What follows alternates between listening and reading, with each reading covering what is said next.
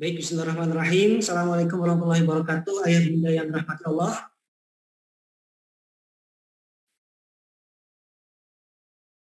Mana suaranya nih ayah bunda? Masya Allah. Sudah ada 80 orang yang hadir di kajian kantin sidak malam hari ini ya. Alhamdulillah. Saya cek dulu suara saya jelas ayah bunda. Jelas. Jelas, Ustaz. Jelas. Alhamdulillah.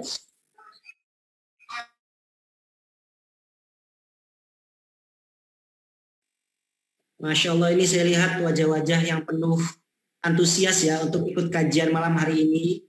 Tapi rasa-rasanya kurang afdol kalau kita tidak ngajak saudara kita yang ada dalam grup atau di grup-grup yang kita miliki ya bunda ya. Jadi sebelum kita mulai kajian malam hari ini, yuk sama-sama coba kita ajak lagi saudara-saudara kita, teman-teman kita, keluarga kita untuk ikut masuk dalam Zoom. Ya. Karena kalau misalnya ikut kajian sendiri rasa-rasanya gak enak ya. Kalau semangatnya udah kelihatan di wajahnya, Masya Allah. Wajah-wajah selesai sholat isya kan segar. Habis wudu kan cerah gitu ya, Masya Allah. Masya Allah, berkah Abah Udin. Wah. Ini boleh cek dulu dari mana aja kira-kira. Boleh tulis di kolom komentar nih, dari mana aja kira-kira. Ayah bunda yang sudah hadir nih. Misalnya Naufal Muhammad, ini saya dari Bogor. Nah, misalnya gitu. Oh, ini ada dari Bogor juga, Masya Allah. Alhamdulillah. Sama ya, dari Sabang sampai Merauke, Puspa Mengarang. Masya Allah, ini ada dari Australia. Masya Allah, ini nggak cuma se-Indonesia berarti ya bunda hari ini. Kajian kita kajian internasional. Nah, karena dihadiri dari peserta dari Australia, Masya Allah. Berkah selalu, Masya Allah ya. Lampung, dunia Lampung. Dari mana lagi nih? Dari Serpong, Bu Rahmadini. Dari Sumbawa, Bu Baik. Kayaknya akrab sama Bu Baik nih ya. Sering ketemu kayaknya. Ini dari Sumatera Selatan, Jakarta Timur, Banjarbaru, Kalimantan Selatan, Maluku, Masya Allah. Tadi dari Australia siapa itu dia? Saya cari ini. Bu Ika dari Australia, Masya Allah. Masya Allah. Di Australia jam berapa ya Bu Ika malam hari ini ya? Kalau di Indonesia sekarang pukul 20.00. Iya. Kalau di Australia beda berapa jam ya? Tangerang Selatan, Purwokerto, Masya Allah, Alhamdulillah. Sudah ada 104 orang yang hadir malam hari ini, Masya Allah.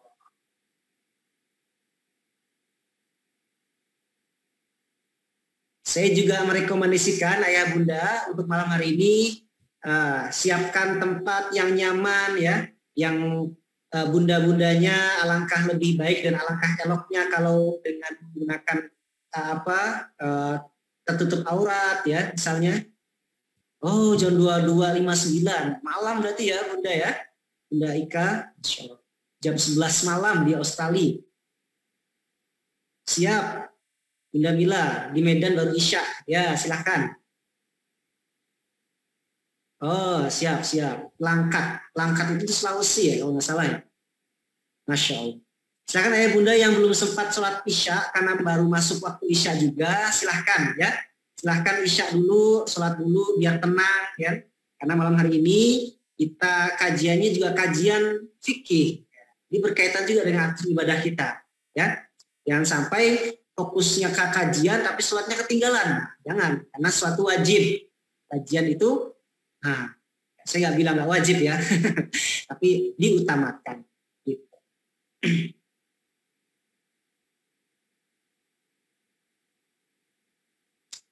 Baik, ayah bunda rahmati Allah, kajian sidak kantin sidak malam hari ini itu memang diadakan rutin ya. Setiap hari apa ya bunda? Setiap Jumat malam ya, Jumat malam rutin. Dan memang ayah bunda yang hadir malam hari ini itu adalah orang-orang pilihan, di mana teman-teman dari Ismu Yahya sudah menyebarkan informasi ke banyak orang. Ayah bunda dapat kabar itu diinfokan hampir 1.000 lebih yang diinfokan. Tapi ternyata Allah izinkan ayah bunda yang masuk ruang Zoom malam hari ini dengan jumlah per 20.00 tadi ada 117 orang yang hadir. Masya Allah. Adalah anugerah dan nikmat yang sudah Allah berikan. Sehingga tidak ada rasa syukur yang patut kita sampaikan selain kepada Allah dan setiap waktu. Ayah bunda ya. Oh ya, mohon izin, ini mungkin ayah bunda pertama kalinya ketemu saya, mungkin ya, yang jamaah kantin sidak. Kalau yang mungkin pernah ikut kajian yang lain tiap Ahad malam mungkin ketemu juga dengan saya. Tapi mohon izin perkenalkan, nama saya Naufal Muhammad. Saya asalnya dari Pontianak, santri penerima amanah juga dari Ismu Yahya. Cuman pada hari ini Allah izinkan saya mendapat tugas dari Ismu Yahya untuk mengelola atau merintis sebuah pondok Quran di daerah Bogor. Ya. Ada mungkin dari Bogor sini? Tadi ada ya, Bogor. Nah, saya sekarang tinggal di Bogor, menempati rumah wakaf dari orang baik yang akan dikelola sebagai pondok Quran. Nah, itu ada Kak Alfi Bogor. Masya Allah. Salam kenal Kak Alfi, izin saya menempati Bogor untuk merasakan bagaimana jadi orang daerah sejuk katanya gitu ya. Jadi gitu ya Bunda. Saya juga menyampaikan salam dari Bang Acit karena malam hari ini beliau sedang tidak enak badan. Kita doakan semoga beliau Allah sehatkan dan Allah mudahkan segala urusannya sehingga bisa membersamai kita kembali di kajian rutin sidak insya Allah. Ayah Bunda yang rahmati Allah, alhamdulillah. Sebelum kita mulai, saya mau tahu dulu di sini ada nggak yang baru pertama kali ikut kajian kantin sidang? Kalau yang pertama kali coba angkat tangannya. Atau tulis kolom komentar. Oh, Pak Dirman Syah baru pertama kali ya. Bu Baik juga pertama kali, Masya Allah. Pak Ardian, Bu Nuri Hidayati, Bu Nia, Pak Andika, Masya Allah. Oh banyak ya, pertama kali. Oh ini dari Australia juga pertama kali. Masya Allah, Masya Allah. Masya Allah. Oke, cukup ayah bunda, Masya Allah. Jadi sekali lagi ini adalah anugerah yang Allah berikan ayah bunda ya. Di mana ayah bunda yang datang pertama kali, yang pertama kali ikut kajian rutin sidak, ya, ini adalah momen yang sangat luar biasa. Karena malam hari ini kita akan banyak membahas materi-materi penting. Ini namanya juga kantin. Kantin itu kajian rutin. Berarti memang setiap Jumat malam ayah bunda. Jadi ayah bunda yang mungkin malam hari baru Allah beri kesempatan untuk bisa hadir kajian rutin sidak, coba sekarang pasang alarmnya. Pasang alarmnya bahwa tiap Jumat malam ada kajian rutin sidak. Nah, nanti ayah bunda bisa cek di Instagram atau di channel Telegram ya kalau ada punya, ataupun cek tuh yang menyebarkan informasi kajiannya. Silahkan di save nomornya dan di chat Ustadz, Ustazah, atau kakak atau abang yang chat tuh, silakan nanti ingatkan saya lagi ya kalau ada kajian rutin gitu ya. Karena sayang kalau misalnya ayah bunda cuma datang sekali, ya, karena datang sekali itu ibarat cuma perkenalan ayah bunda, ya. Perkenalan, pertemuan berikutnya itulah baru inti dan maksud tujuan ketika kajian. Seperti itu ayah bunda ya. Masya Allah, tabarakallah.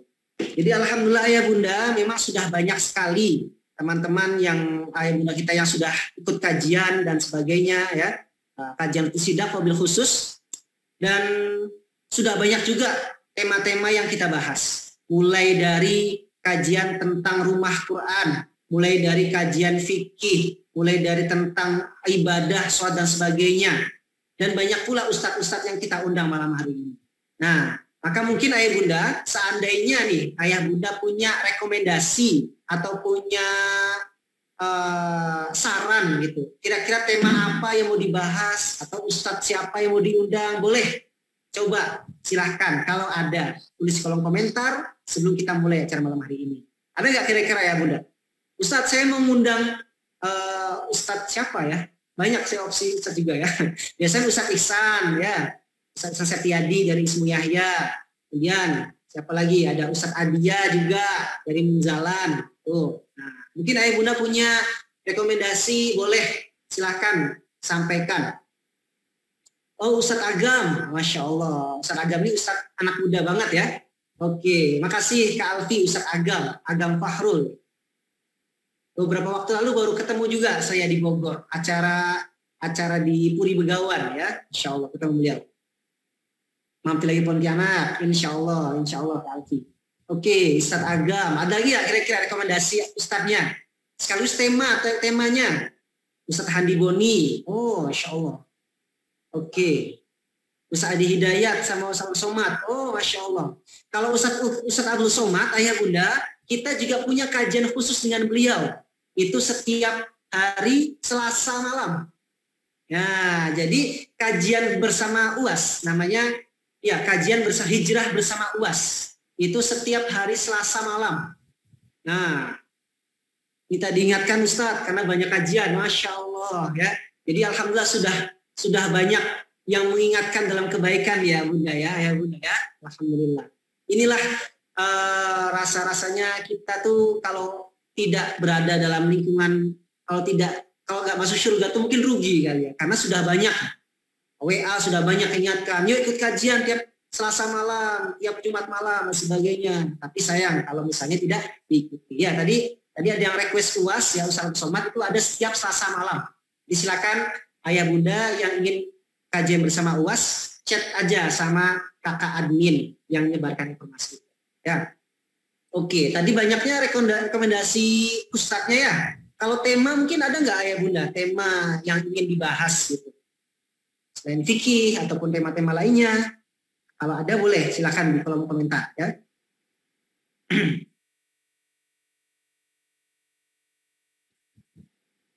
Hadirkan ustazah. Oh, bisa aja sih, insya Allah. Ada rekomendasi, bunda, ustazah siapa yang mau diundang? Tema munakahat, Masya Allah. Wah, ini kayaknya udah masa-masanya mau nikahnya. Insya Allah, tema munakahat ya. Jadi tentang keluarga bisa jadi ya. Karena memang kajian kita umum ya. Dari mulai bahas rezeki, bahas fikih, bahas tentang keluarga. Kemarin ada bahas rumah Quran juga. Nikmat ibadah, oh, Masya Allah. Siap, Pak Ihsan.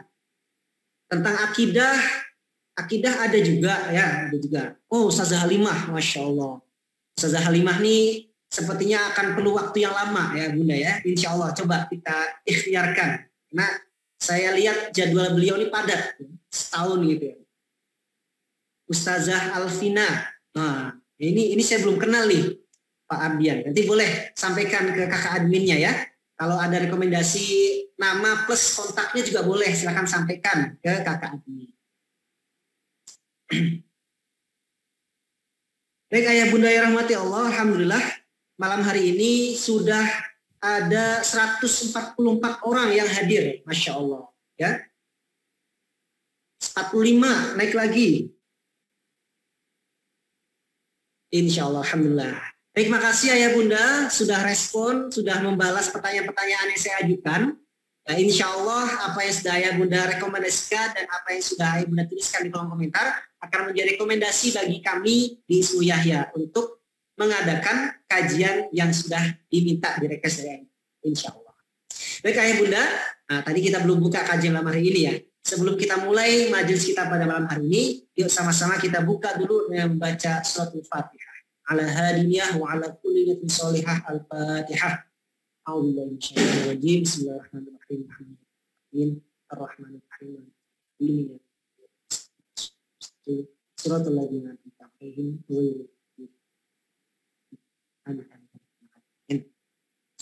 Alhamdulillah ya bunda, semoga dari pembacaan Al-Fatihah tadi bisa menambah keimanan kita dan menambah keberkahan kita pada acara ini. Amin, amin ya rabbal alamin.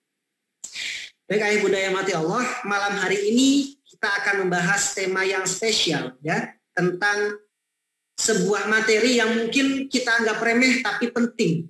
Karena kalau kita tidak mengetahui perihal hal ini, maka semua ibadah kita bisa jadi tidak sah atau tidak diterima oleh Allah Subhanahu wa taala. Nah, alhamdulillah kita sudah menghadirkan ustadz yang kompeten di bidang hal ini. Beliau punya majelis khusus, bahkan kalau mungkin ayah bunda cek di Instagramnya itu juga ada kajian-kajian khusus ya, rilis video singkat yang membahas tentang fikih thaharah. Apa itu fikih thaharah? Alias fikih bersuci. Insya Allah dia akan dibahas lebih lanjut, lebih panjang dengan beliau. Sebelum itu saya mohon izin cek dulu. Assalamualaikum, Ustadz Imam Subagja sudah hadir?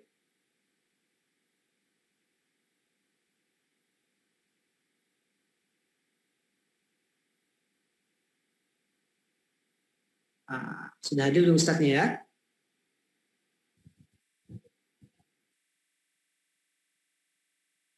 Waalaikumsalam Ustadz. Waalaikumsalam warahmatullahi wabarakatuh. Masya Allah, cerah hari ini Ustadz ya? Alhamdulillah, akibat lighting cerahnya ini. Oh, sama lihat backgroundnya juga orang sholat kan jadi sejuk. Masya Allah, barakallah. Alhamdulillah. Jadi insya Allah ya Bunda ini sudah semangat sekali Ustadz untuk materi malam hari ini. Siap insya Allah Ustadz Noval. Baiklah, mungkin ayah bunda karena rasa-rasanya kalau terlalu banyak saya ngobrol nanti jadi lelah mendengarkan gitu ya. Jadi silakan kepada Ustadz Imam Subagja, waktu dan tempat saya silakan. Fadhol masykur Ustadz. Masya Allah, tabarakallah, jazakumullah khairan kasiran Ustadz Noval, teman-teman Masjid Ismuh Yahya, teman-teman Sidak. A'udzubillahi minasyaitonirrajim. Bismillahirrahmanirrahim. Alhamdulillahilladzi hadana lihada wa ma kunna linahtadiya laula an hadanallah. Asyhadu an la ilaha illallah wahdahu la syarika lahu wa asyhadu anna Muhammadan 'abduhu wa rasuluh. Allahumma shalli wa sallim wa barik wa an'im ala sayyidina wa syafi'ina wa habibina wa maulana Muhammadin wa ala al-ali wal ashabi qaumi alillah. Abang, kakak, ayah, bunda yang dirahmati serta dicintai oleh Allah Subhanahu wa taala. Assalamualaikum warahmatullahi wabarakatuh. Memulai sesi kali ini saya mengutip apa yang Allah Subhanahu wa taala firmankan, pesankan kepada kita semua melalui Al-Qur'anul Karim, tepatnya di surat Al-Hasyr di ayat ke-18-nya Allah Subhanahu wa taala mengingatkan kita, wal tanzur nafsun ma qaddamat lighad, bahwa apa yang Anda lakukan hari ini haruslah memberikan implikasi yang kemudian dapat kita tuai dengan baik ketika kita kelak dibangkitkan di hari akhir. Bahwa ini sangat penting banget. Wal tanzur, bahwa Anda semuanya, kita semuanya harus memperhatikan. Nafsun artinya adalah orang yang bernyawa, makhluk yang bernyawa. Setiap makhluk yang bernyawa, kata Allah Subhanahu wa taala, fal tanzur, agar memperhatikan. Apa yang harus diperhatikan? Ma qaddamat lighad. Maqaddamat, apa yang jiwa itu bawa, apa yang jiwa itu persiapkan. Lighadin, lighadin artinya hari esoknya. Al-Imam Ibnu Katsir dalam tafsirnya menyebutkan lighadin artinya adalah liyaumil qiyamah. Maka kita semuanya diminta oleh Allah Subhanahu wa taala untuk mempersiapkan diri kita, untuk mempersiapkan apa yang kita lakukan hari ini haruslah memberikan dampak. Man ya'mal mithqala dzarratin khairan yarah wa man ya'mal mithqala dzarratin syarran yarah, bahwa setiap baik besar maupun kecilnya, banyak maupun sedikitnya, haruslah memberikan dampak yang besar kepada apa yang akan kita tuai di hari akhir. Mau yang besar, mau yang kecil, mau yang biasa saja, mau yang luar biasa, haruslah final akhirnya adalah ridha Allah Subhanahu wa taala. Tentunya semua dari kita di sini ingin masuk surganya Allah Subhanahu wa taala, tapi harus kita tahu sendiri salah satu syarat untuk masuk ke dalam surganya Allah Subhanahu wa taala adalah dengan cara taat, dengan cara ikut serta ambil bagian dalam setiap amal soleh yang diberikan Allah Subhanahu wa taala kesempatan kepada kita untuk melaksanakannya. Di dalam Al-Qur'an kata iman itu selalu disandingkan dengan pembuktian. Karena iman itu menurut para ulama dideskripsikan, definisinya adalah al-iman wa at-tasdiqul jazim. Jadi iman itu adalah kepercayaan yang kuat, minal qalb. Jadi hatinya percaya. Wal iqrar bil lisan, kemudian diikrarkan menggunakan lisan. Wal amalu bil jawarih, kemudian dibuktikan dengan amal perbuatan. Maka keimanan tanpa pembuktian itu seperti cinta palsu, cinta salah alamat. Kalau misalnya benar kita beriman kepada Allah Subhanahu wa taala, maka haruslah kita membuktikannya Buktinya apa? Buktinya adalah dengan beramal soleh.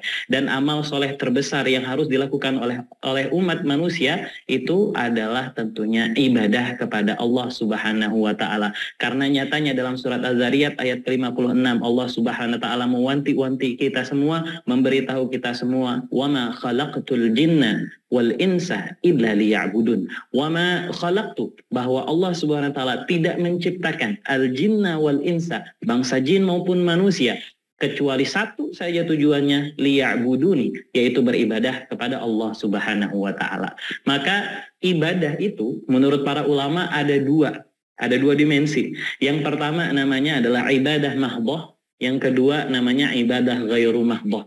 Apa perbedaan di antara keduanya? Ibadah mahdhah artinya adalah ibadah yang disyariatkan oleh Allah Subhanahu wa Ta'ala.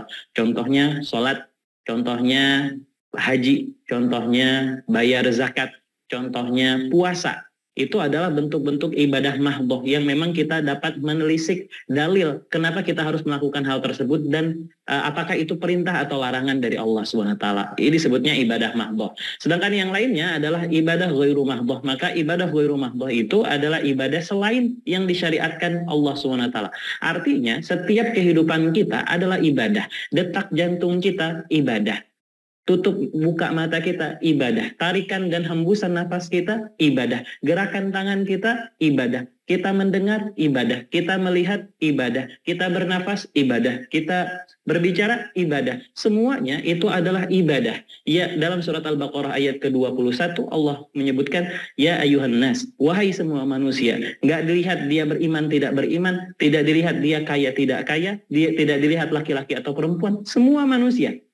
A'budu rabbakum alladzi khalaqakum walladzina min qablikum, bahwa kita dituntut oleh Allah Subhanahu wa Ta'ala untuk bisa beribadah, baik yang mahdhah yang disyariatkan seperti sholat maupun yang tidak, ataupun yang ghairu mahdhah, atau ibadah dalam arti kehidupan kita sebagai ibadah. Nah, salah satu syarat agar ibadah kita dapat diterima oleh Allah Subhanahu wa Ta'ala adalah kondisi kita semuanya suci. Proses suci tadi di dalam fikih disebut dengan kalimat toharah. Jadi apa sih toharah itu? Toharah itu adalah membersihkan diri kita. Membersihkan diri kita dari apa? Mohon maaf terlalu cepat ya. Saya pelan-pelan ini. Membersihkan diri kita dari apa? Membersihkan diri kita dari yang namanya najis dan juga hadas. Emang najis sama hadas ada bedanya? Ternyata najis sama hadas itu berbeda. Kalau najis itu bentukannya dapat dirasakan oleh panca indera. Bisa kita lihat dengan mata, dapat kita cium, dapat kita dengar mungkin, dapat kita rasakan, dapat kita raba, maka bentukannya najis. Contohnya kotoran. Contohnya hal-hal yang tidak bersih. Maka disebutnya najis. Bendanya tampak, terlihat, tercium, bisa dirasakan, bisa diraba. Itu najis. Sedangkan kalau hadas, abang, kakak, ayah, bunda yang dirahmati serta dicintai oleh Allah SWT adalah status. Yang tahu kita berhadas tidak berhadas adalah diri kita dan juga Allah Subhanahu wa Ta'ala. Jadi hadas itu adalah status manusianya, sedangkan najis itu adalah bendanya. Kalau misalnya dibilang najis itu materinya, kalau in materinya itu adalah hadasnya sebagai bentuknya. Maka kita sebagai makhluk yang diminta untuk beribadah kepada Allah SWT haruslah suci dulu. Nah, proses pensucian ini maka disebut toharah. Toharah artinya adalah bersuci. Dan Allah itu yuhibbul mutahhirin, yuhibbul mutatahhirin. Ada dua ya, mutahhirin sama mutatahhirin. Dan Allah itu sangat mencintai hambanya yang bertoharah. Maka di sini toharah enggak cuma satu bentukannya, toharah itu ada dua. Yang pertama namanya toharah ma'nawiyah. Artinya membersihkan secara makna yang tidak tampak. Yang kedua ada toharah hissiyah. Hissiyah artinya yang bisa dirasakan. Apa sih perbedaan antara toharah ma'nawiyah dan juga toharah hissiyah? Kalau toharah ma'nawiyah itu adalah pensucian, merupakan bersuci. Tapi yang disucikan bukan badan, bukan pakaian, bukan tempat. Yang disucikan adalah hati dan juga jiwa. Bahasa lainnya kita sering dengar dengan kata tazkiyatun nafas, pensucian diri. Maka toharoh itu, abang, kakak, ayah, bunda, agar ibadah kita diterima oleh Allah Subhanahu wa Ta'ala, selain badan kita bersih, selain raga kita suci dari yang namanya najis maupun dari yang namanya hadas, maka jiwa dan juga hatinya juga harus suci. Maka toharoh tadi ada dua ya, ada maknawi ya, artinya adalah pensucian diri, pensucian jiwa, dan yang satu lagi toharoh hissiyah, yaitu pensucian raga. Nah, gimana sih caranya kita untuk bersuci itu? Maka untuk bersuci, abang, kakak, ayah, bunda yang dirahmati serta dicintai oleh Allah SWT, medianya yang paling utama ada dua untuk bersuci. Yang pertama adalah air, yang kedua adalah debu. Jadi ada dua media untuk kita bersuci. Yang pertama adalah air, yang kedua adalah debu. Akan tetapi yang paling utama yang kita gunakan untuk bersuci tentunya adalah air. Sedangkan debu itu adalah badal atau ganti dari air. Jadi kalau misalnya air tidak ada atau kita tidak boleh terkena sama air, baru boleh diganti dengan debu. Media utamanya dapat disimpulkan adalah air.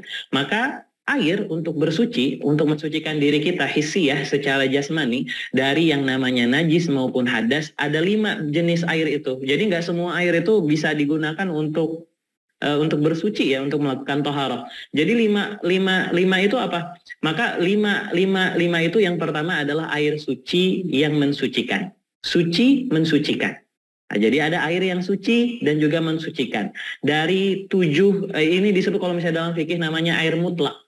Air mutlak itu dapat digunakan untuk bertoharoh. Dapat dari mana air mutlak itu? Biasanya sumbernya ada dari air hujan, kemudian dari air sungai, dari air laut, dari air yang kita dapatkan dari mata air, dari air yang kita dapatkan dari embun, dari air yang kita dapatkan dari sumur, dari air yang kita tampung, dan jumlahnya lumayan banyak. Maka air ini disebut sebagai air mutlak atau air yang suci dan juga dapat mensucikan.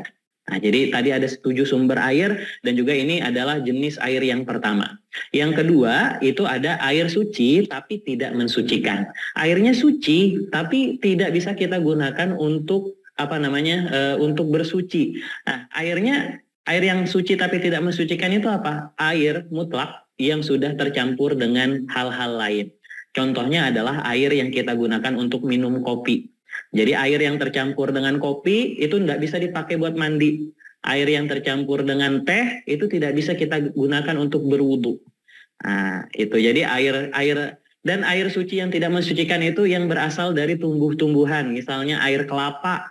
Kita nggak bisa bersuci mandi pakai air kelapa. Kita nggak bisa, atau dari hewani gitu ya, air susu kambing suci, tapi tidak bisa digunakan untuk mandi. Walaupun memang tidak bisa digunakan untuk bersuci ya, terkhusus mandi dan juga berwudu. Walaupun memang ada di antara kita yang mandinya menggunakan sabun air susu kambing, tapi itu beda ya. Dan air yang tercampur itu termasuk di dalamnya air yang suci tapi tidak bisa mensucikan itu. Contoh lainnya adalah air yang terkena sabun. Jadi waktu kita mandi, kita mensucikan diri, pastikan airnya sudah diguyur ke badan kita, sudah basah duluan, baru kita gunakan sabun untuk ya di situ menambah wangi, kemudian menghilangkan bakteri dan juga kuman tentunya. Tapi karena ada campuran sabun yang kita gunakan, ada deterjen yang tercampur dengan air, maka air tadi sifatnya adalah air yang suci tapi tidak dapat mensucikan. Seperti itu.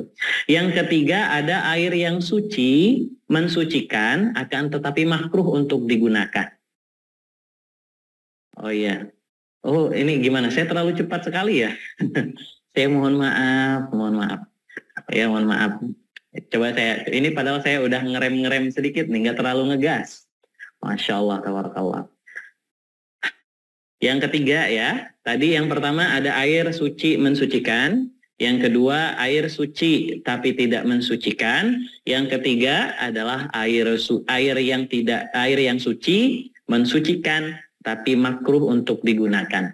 Air apa yang dia suci tapi dia suci dapat digunakan untuk mensucikan, akan tetapi makruh untuk digunakan, itu adalah air yang terkena sinar matahari, yang terpapar langsung dengan sinar matahari atau biasa yang kita sebut dengan musyammas. Jadi ada air, abang, kakak, ayah, bunda, yang dia dikumpulkan di dalam satu tempat, kemudian langsung terpapar sinar matahari tanpa ada atap atau tidak ada media yang melindunginya. Jadi langsung kena sinar UV matahari.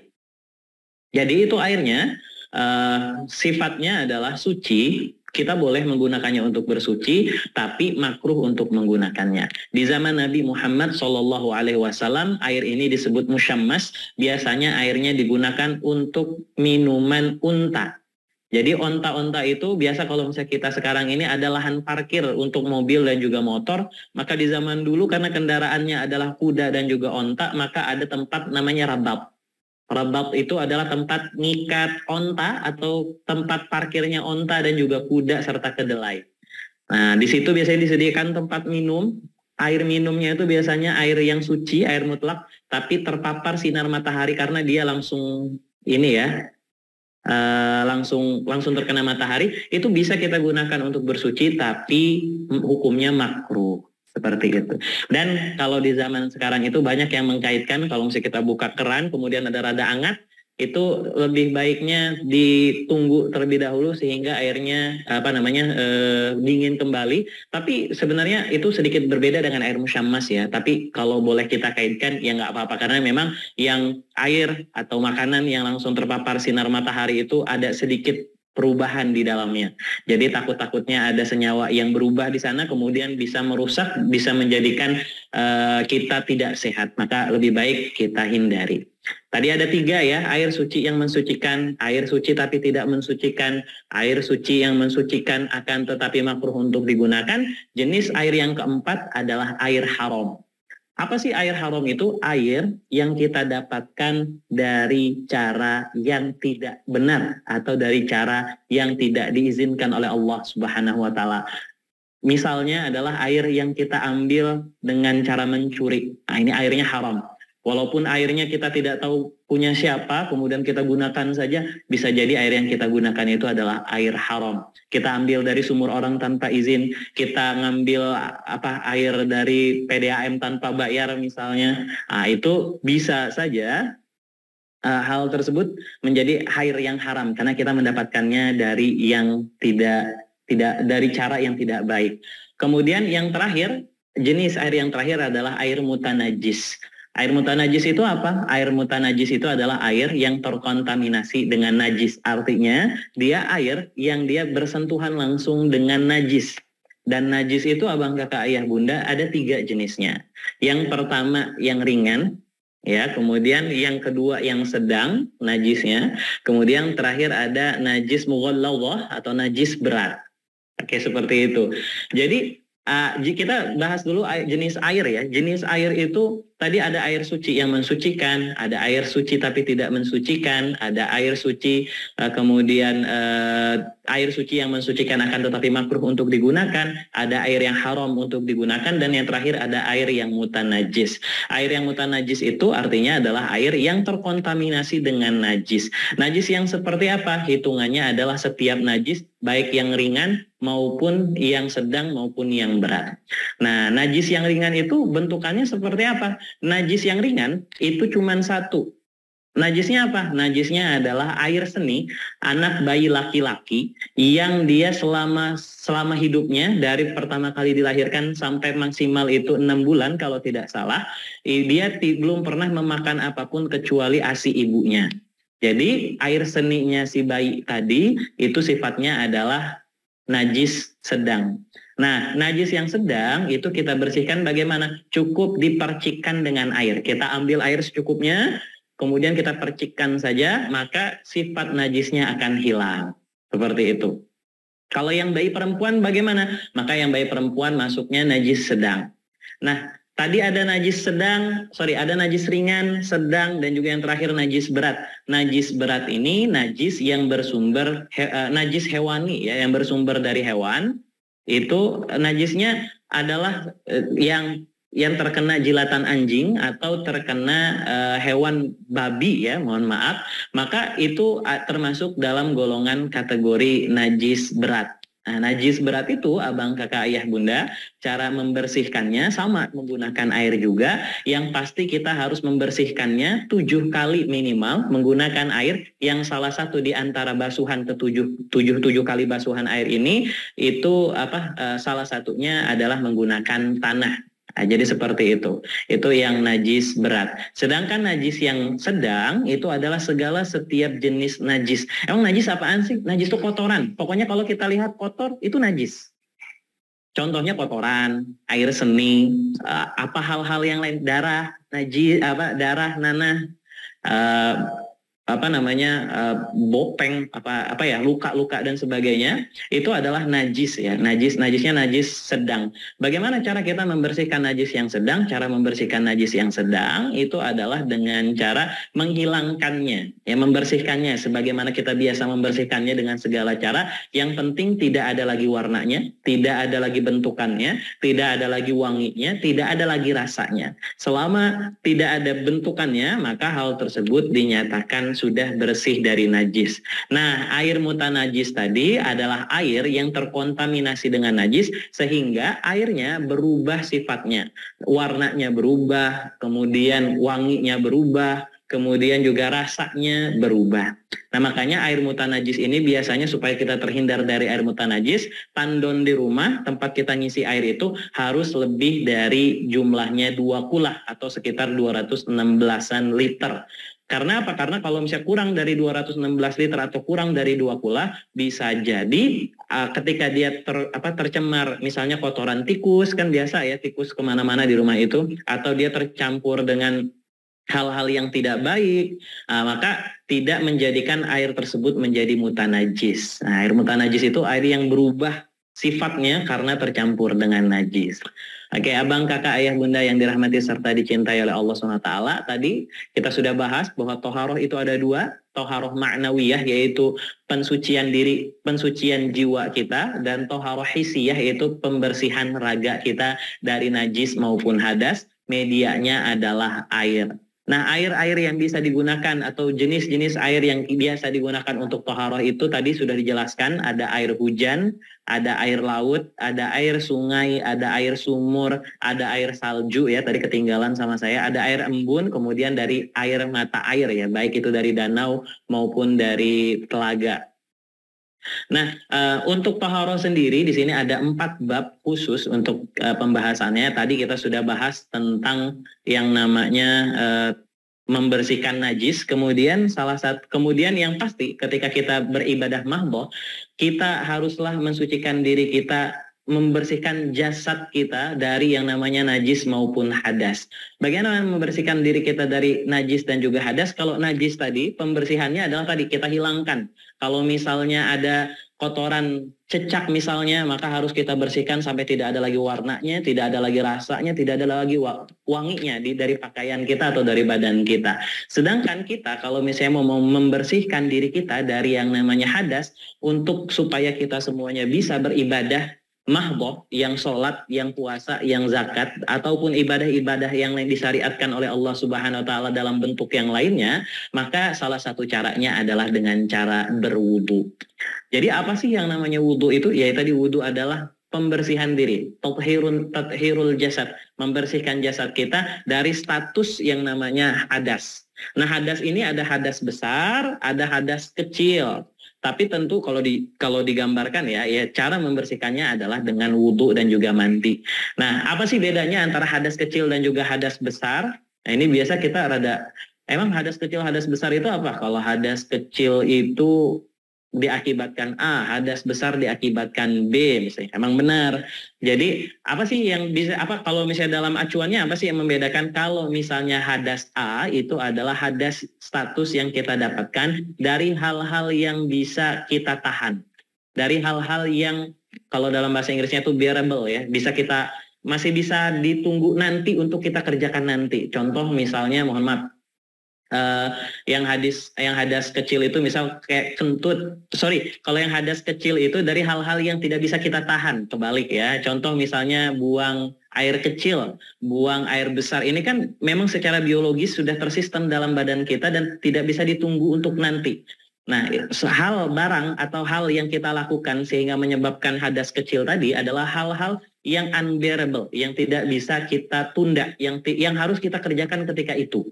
Nah, jadi itulah yang namanya hadas kecil. Sedangkan yang hadas besar ini secara biologis itu bisa kita tahan atau bisa kita undur waktunya kemudian waktu. Nah, gitu. Nah, yang hadas kecil ini bagaimana kita membersihkan diri kita dari yang namanya hadas kecil ini dengan berwudu. Sedangkan yang hadas besar kita lakukan dengan mandi besar ya, dengan ightisal atau dengan ghusl kalau dalam bahasa Arabnya. Nah, abang, kakak, ayah, bunda yang dirahmati dan dicintai oleh Allah Subhanahu wa taala, kalau misalnya kita ngobrolin tentang wudu, tentunya banyak sekali pembahasannya ya. Nah, wudu itu di surat Al-Maidah Allah Subhanahu wa taala memfirmankan, "Idza qumtum ila shalah", kalau misalnya kita mau mendirikan salat, kita mau salat, kita mau beribadah kepada Allah Subhanahu wa taala, faghsilu wujuhakum wa aydiyakum, faghsilu wujuhakum, maka basuhlah mukamu, wa aydiyakum, dan basuhlah kedua tanganmu, ilal marafiq. Marafiq itu adalah siku. Jadi kita harus membasuh kedua tangan kita sampai siku. Wamsahu biru'usikum, kemudian usaplah kepala kalian dengan air. Wa arjulakum, kemudian basuhlah kaki kalian. Wa ilal ka'baini, dari ujung kaki sampai mata kaki. Nah, dari ayat tersebut dapat disimpulkan bahwa rukun dari yang namanya wudu itu cuman muka, kedua tangan, kemudian kepala, kemudian juga kedua kaki. Sedangkan gerakan-gerakan yang lain itu adalah sunnah-sunnah. Tapi menurut mazhab Syafi'i, semakin banyak yang kita lakukan dari sunnah, maka semakin banyak pahala yang kita dapatkan.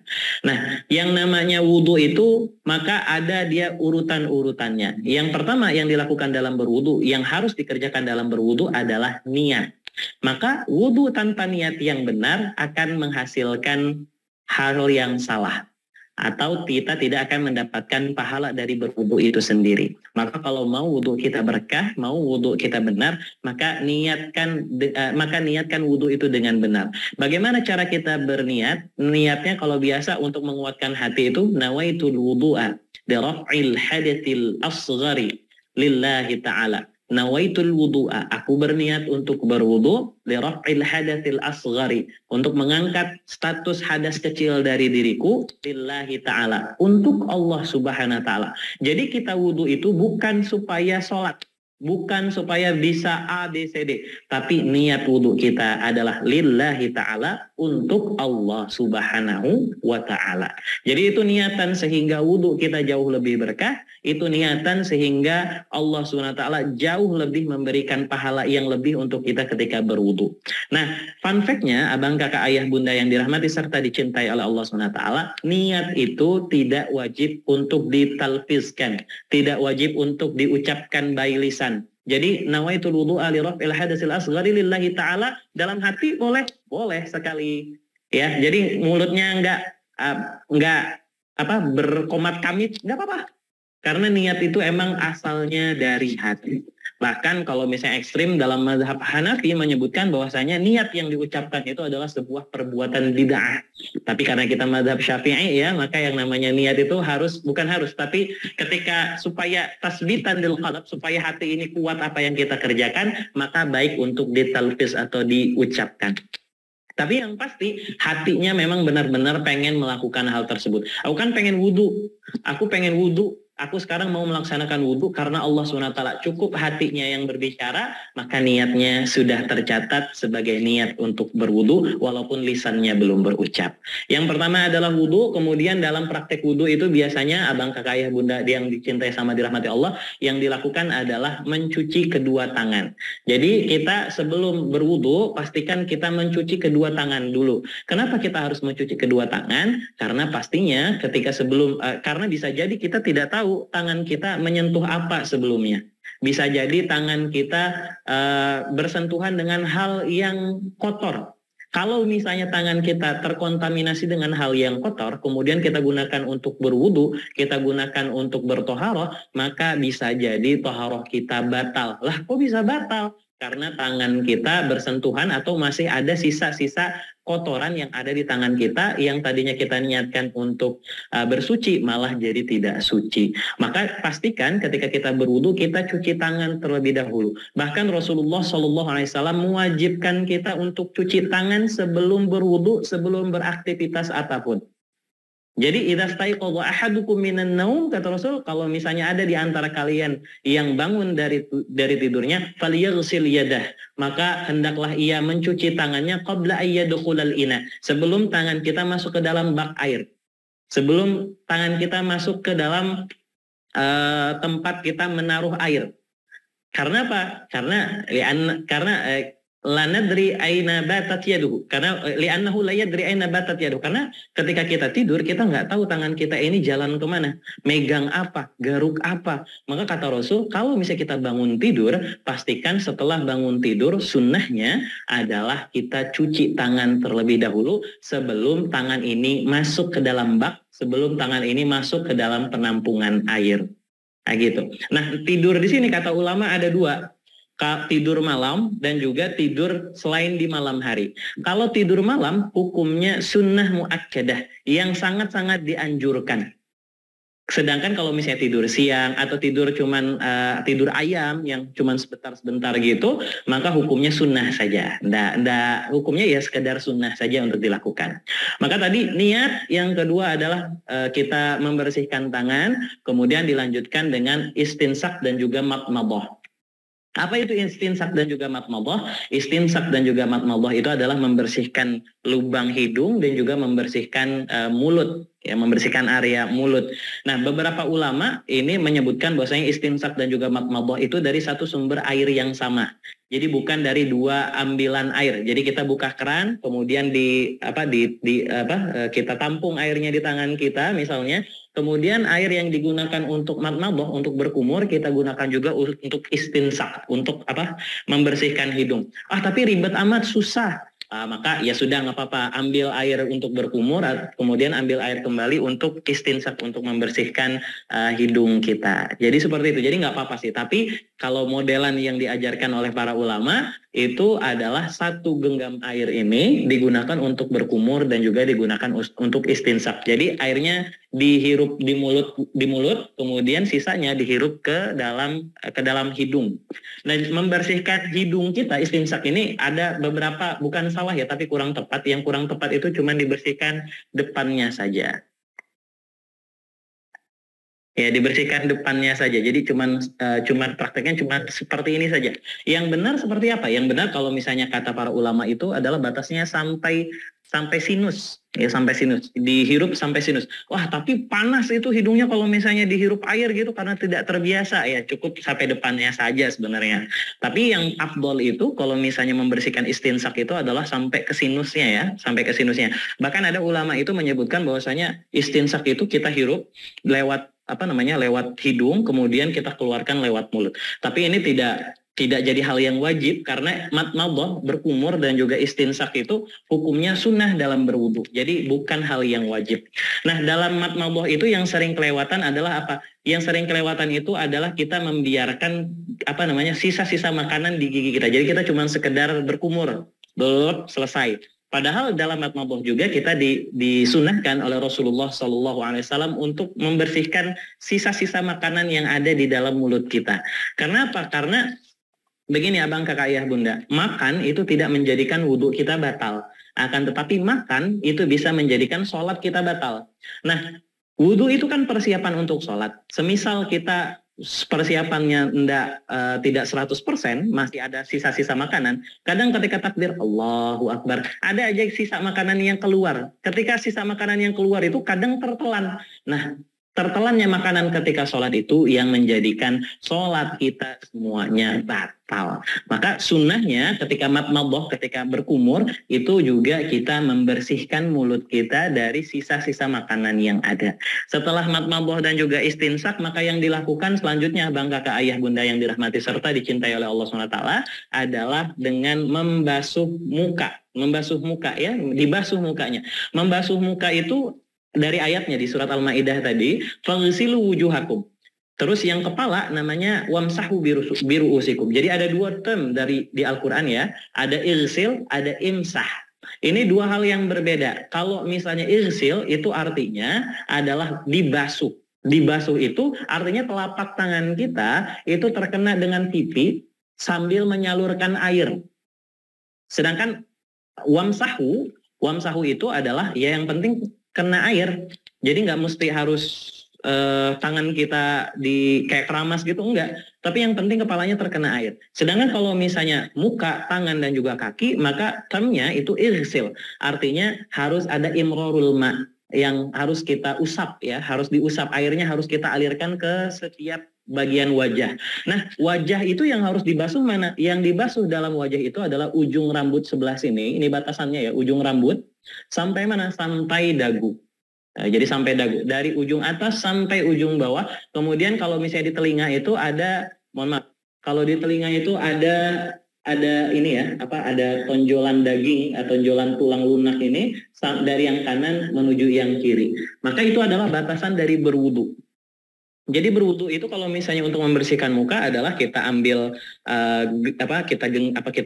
kita tampung air di tangan kita, kemudian juga kita basuh dari atas ya, bukan dari atas, maksudnya semua bagian itu terkena, yang harus terkena itu dari ujung rambut sampai dagu, dari atas ke bawah ya, dari ujung atas dari rambut ke dagu, kemudian dari kanan ke kirinya juga harus terkena. Maka biasanya kalau ulama banyak caranya ya, dan ini bukan satu-satunya cara, tentunya ini cuma praktek yang saya lakukan saja. Itu diambil dari bawah dulu, diangkat ke atas, kemudian diusap ke bawah, dilanjutkan ke tengah kembali. Nah itu caranya banyak dan semuanya benar sebenarnya itu. Tapi itu secara praktek yang biasa saya lakukan supaya semua bagian dari muka ini bisa dibasuh atau terbasuhi dengan air. Nah, tadi sudah yang pertama niat, yang kedua ada madmadah dan juga istinsak, berkumur dan juga membersihkan hidung, dilanjutkan dengan niat, membersihkan tangan, kemudian madmadah dan juga istinsak, berkumur dan juga membersihkan hidung, dilanjutkan dengan membasuh muka, kemudian dilanjutkan membasuh kedua tangan. Nah, membasuh kedua tangan ini dari mana? Nah, ini ada perbedaan pendapat di antara ulama. Fagsilu wujuhakum wa aidiyakum. Aidin itu adalah bentuk jamak dari yadun. Yadun artinya adalah tangan dalam bahasa Arab. Nah, masalahnya orang Arab sendiri berbeda pendapat arti dari yadun. Mereka berpendapat bahwasanya yadun itu adalah ini. Ini adalah yadun. Jadi telapak tangan dan juga punggung tangan ini adalah yadun. Tapi ada juga beberapa ulama yang menyebutkan bahwasanya yadun itu yang dari pergelangan sampai sini. Ini yadun. Yang ini bukan yadun nih. Yang ini bukan yadun.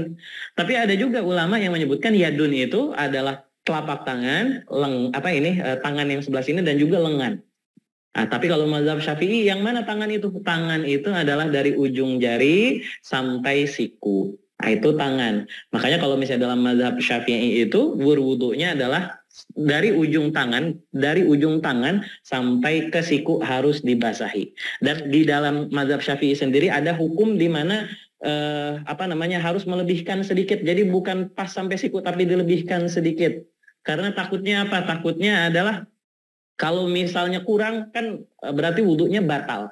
Makanya lebih baik karena sikap hati-hatian ya dalam mazhab Syafi'i, maka dilebihkan sedikit. Tapi itu bukan tafdil ya, bukan harus seperti itu, tapi itu adalah sikap kehati-hatian, takut kalau misalnya tangan kita tidak sempurna berwudunya, walaupun itu tidak membatalkan wudu kita. Jadi kalau misalnya ada anaknya ya tiba-tiba wudunya kayak wah cepet-cepet gitu, ya sebenarnya nggak apa-apa, cuman sebagai bentuk kehati-hatian kita harus berikan pengertian bahwasanya membasuh tangan itu dari ujung jari sampai siku ya, sampai siku.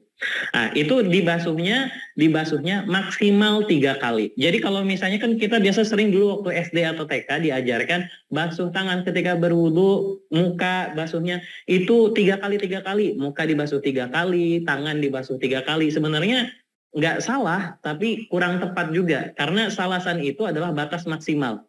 Rasulullah SAW itu pernah berwudunya cuma sekali, muka cuma sekali dibasuh, tangan sekali dibasuh, yang anggota lain cuma sekali dibasuh, ada yang 2 kali, ada yang 3 kali. Tapi Rasul nggak pernah berwudu dalam membasuhnya itu 4 kali, nggak pernah, 5 kali nggak pernah. Maksimal Rasul itu basuhnya 3 kali. Kenapa berbeda? Karena di zaman dulu sumber airnya kan sedikit. Jadi kadang itu yang ditampung sama tangan itu cuman sedikit. Jadi ada beberapa bagian yang ketika dibasuh itu ada yang tidak terkena air. Maka diambil lagi satu kali lagi untuk menyempurnakan bagian yang belum dibasuh.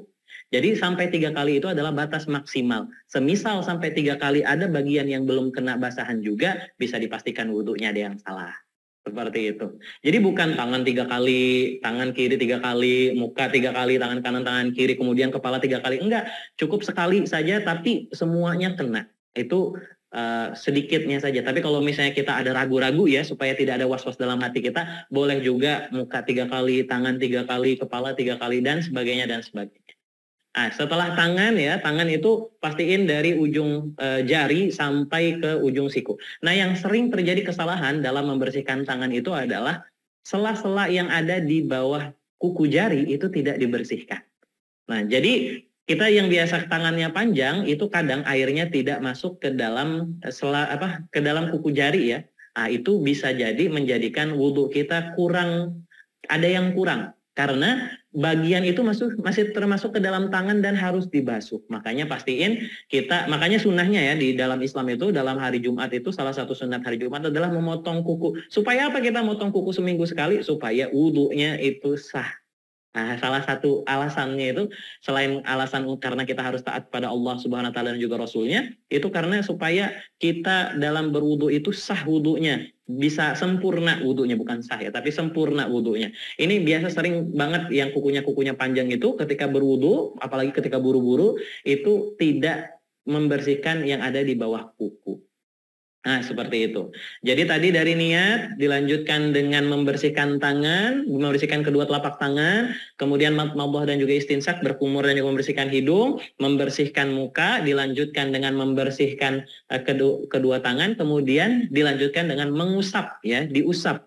Mengusap itu berbeda dengan yang namanya membersihkan. Kalau membersihkan itu harus digosok, tapi kalau mengusap ini yang penting kena. Makanya di sini ada perbedaan pendapat. Ada yang berpendapat bahwasanya membersihkan kepala itu cukup yang depannya saja, tengkup depannya sini saja, yang penting terkena air. Ada yang bilang dari sini ke belakang, ya. Ada yang bilang dari sini sampai belakang sebelah sini.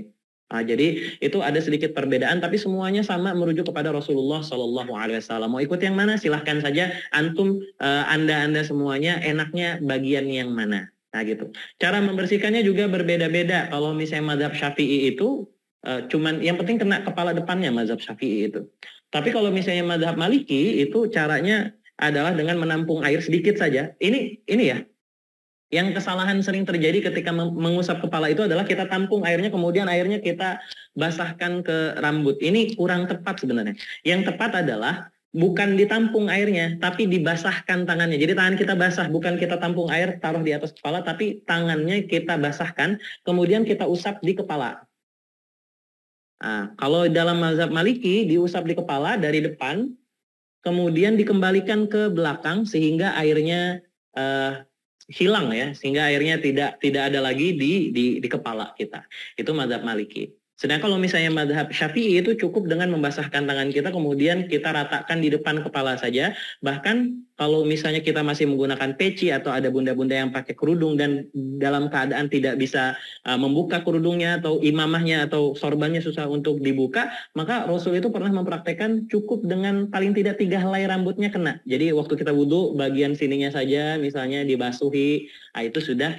Kalau tercatat itu batas minimum ya, bukan batas maksimal tapi batas minimum kita membasuh yang namanya kepala. Nah, setelah membasuh kepala kita diminta untuk membasuh kedua telinga. Kalau dalam beberapa mazhab di mazhab, kalau mazhab Syafi'i antara kepala sama telinga ini hal yang berbeda, tapi ada juga mazhab yang menyebutkan setelah kita usap kepala kita dari depan ke belakang kemudian dilanjutkan ke telinga. Seperti itu. Tapi boleh juga kita bersihkan telinga sendiri, nggak apa-apa. Setelah membersihkan telinga, kita membasuh kedua kaki kita ya, sama seperti tangan tadi, dari ujung jari kaki sampai ke mata kaki. Mungkin untuk sesi kali ini saya kira waktunya kurang ya. Kalau untuk membahas toharoh secara rinci, mungkin harus ada volume 1, volume 2, volume 3 kayaknya. Karena pembahasannya lumayan banyak. Tapi di sini kita cukup di sini saja dulu, abang, kakak, ayah, bunda. Saya takutnya nanti informasinya terlalu banyak, malah tidak bisa diaplikasikan dalam kehidupan sehari-hari. Maka saya mohon maaf, mungkin saya stop di sini dulu. Nanti kita bahas, mungkin ada abang, kakak, ayah, bunda yang mau bertanya, bisa kita jawab, bisa kita diskusikan bersama. Mungkin itu Ustaz Naufal yang bisa kami sampaikan, teman-teman sidak itu yang bisa kami sampaikan. Barakallahu fikum, jazakumullah khairan kasiran. Saya mohon maaf kalau misalnya ada salah dan juga kurang dalam pembahasan kali ini. Assalamualaikum warahmatullahi wabarakatuh. Waalaikumsalam warahmatullahi wabarakatuh. Insyaallah. Cukup detail ya Ayah Bunda. Insyaallah Ustaz Imam menjelaskan itu runtut dan jelas sebenarnya ya. Dan semoga Ayah Bunda bisa menangkap dan bisa mendapatkan hal yang manfaat dari malam hari ini. Amin, amin ya rabbal alamin. Waktunya kurang ya. Pak Ayah Bunda, Masya Allah hari ini kita coba akan buka pertanyaan dari pemaparan beliau. Jadi tadi perihal tentang toharoh dan disempurnakan dengan pembahasan tentang wudhu. Baik, ini sudah ada 3 orang yang angkat tangan. Saya silakan dulu untuk Bu Sukistinah dari Jogja. Nah, silakan Bu Sukistinah. Sebentar.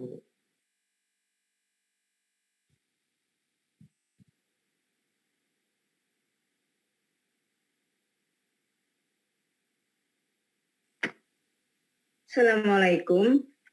Waalaikumsalam warahmatullahi wabarakatuh. Ahlan Bunda. Ada beberapa pertanyaan kaitannya dengan toharoh dan mohon izin sedikit tentang sholat. Yang pertama, dari penjelasan Ustadz tadi bahwa air panas yang terkena sinar matahari langsung makruh nggih tadi. Nah, pertanyaan saya ketika mandi besar, ketika seorang wanita sakit kebetulan juga harus mandi besar, apakah boleh menggunakan air dingin dicampur air hangat? Izin sebentar, saya pengen ke toilet sebentar, boleh ya? Saya takut tidak bisa menjawab. Saya mau permisi dulu sebentar. Oh ya, siap, silakan. Sebentar ya, Bunda ya. Ini Ustadz Novel mencatat atau bagaimana pertanyaan saya? Atau nunggu Ustadz kembali? Boleh disampaikan Bunda, silakan bisa catat juga ya. Oh, JJ, terima kasih. Yang pertama tadi tentang mandi besar, apakah boleh menggunakan air dingin dicampur air hangat? Ya. Okay. Kemudian yang kedua, bagi orang yang sakitnya di rumah, tidak di rumah sakit, tidak bisa bangun, itu lebih baik mandi besar dibantu orang lain atau cukup tayamum, karena saya pernah mendengar tayamum itu sudah mampu menggantikan mandi wajib. Itu. Kemudian yang ketiga, saya ditanyain murid saya yang dari kelas 5 itu sudah haid, tapi haidnya itu lama, hampir 1 bulan. Sudah saya sarankan ke dokter spesialis kandungan, katanya tidak apa-apa. Saya pernah membaca artikel, kalau lebih dari 15 hari, maka di hari ke-15 sudah diwajib. Berarti kan harus mandi besar. Nah, pertanyaannya, ketika selesai haid tetap mandi wajib. Nah, kemudian yang keempat tentang sholat tadi saya mohon izin. 4 tahun terakhir ini kan saya tidak bisa sujud, Ustadz. Sholat saya hanya 2 tahun awal pasca corona itu hanya terlentang, kemudian tahun 2001 sampai sekarang itu bisa berdiri, bisa duduk. Nah, ketika anak-anak saya main ke rumah, murid-murid saya itu salah satu saya suruh imam nggak mau, dia minta saya. Nah, pertanyaan saya, adil mana antara murid saya yang bisa dengan saya yang hanya berdiri dan duduk jadi imam? Diam-diamnya. Bisa dengerin. Ibu Sukistinah, ya. Tadi yang perihal haid itu hukum haidnya atau mandinya ya Bu ya? Sebentar.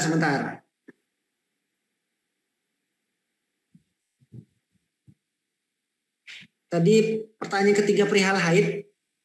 Ya. Jadi yang dipertanyakan itu hukum si anak itu apakah haid ataukah hukum mandinya, Bu ya? Dua-duanya. Oh, dua-duanya. Haidnya itu betul artikel yang saya baca 15 hari harus mandi besar.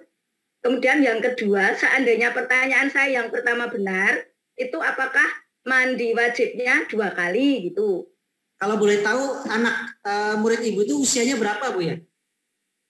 Kelas 5 kemarin itu sekitar 11, Pak. 11 tahun. Oh Ya, iya. sekarang sudah kelas 6. Jadi apakah dia itu haid betulan dan mandinya bagaimana gitu ya, Bu ya? Ya, karena hampir 1 bulan, Pak. Terus ketika sholat dia nggak pernah ikut sholat gitu. Oh, iya, siap. Ya. Oke. Karena pendidikan sekolah kan membangun karakter untuk sholat tepat waktu, duha dan sebagainya. Bisa dilanjut, Ustaz? Silakan Bunda, silakan. Mumpung bertemu ada kesempatan. Itu tadi tentang toharoh, kemudian ada 2 pertanyaan tentang sholat tadi. Saya sampaikan ketika tahun terakhir ini belum bisa sujud, hanya berdiri.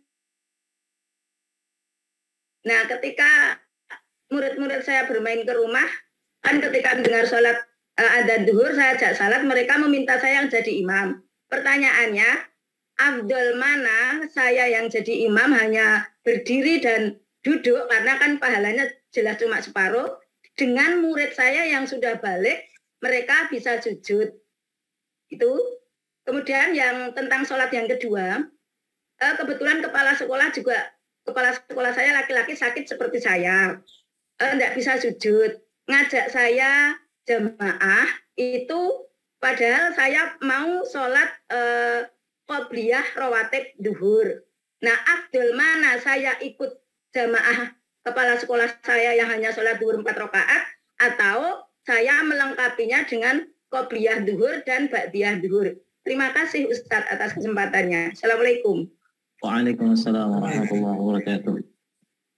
Silakan Ustadz, boleh langsung jawab saja. Oke. Tadi yang toharoh, yang sebelumnya untuk toharoh tadi, saya dapat tadi Bunda ya pertanyaannya, itu adalah air suci tidak mensucikan tapi makruh untuk digunakan adalah air yang terkontaminasi dengan matahari. Bagaimana kalau misalnya kita mandi besar menggunakan air yang digunakan dicampur ya ada air dingin dan juga air panasnya, apakah boleh atau tidak boleh?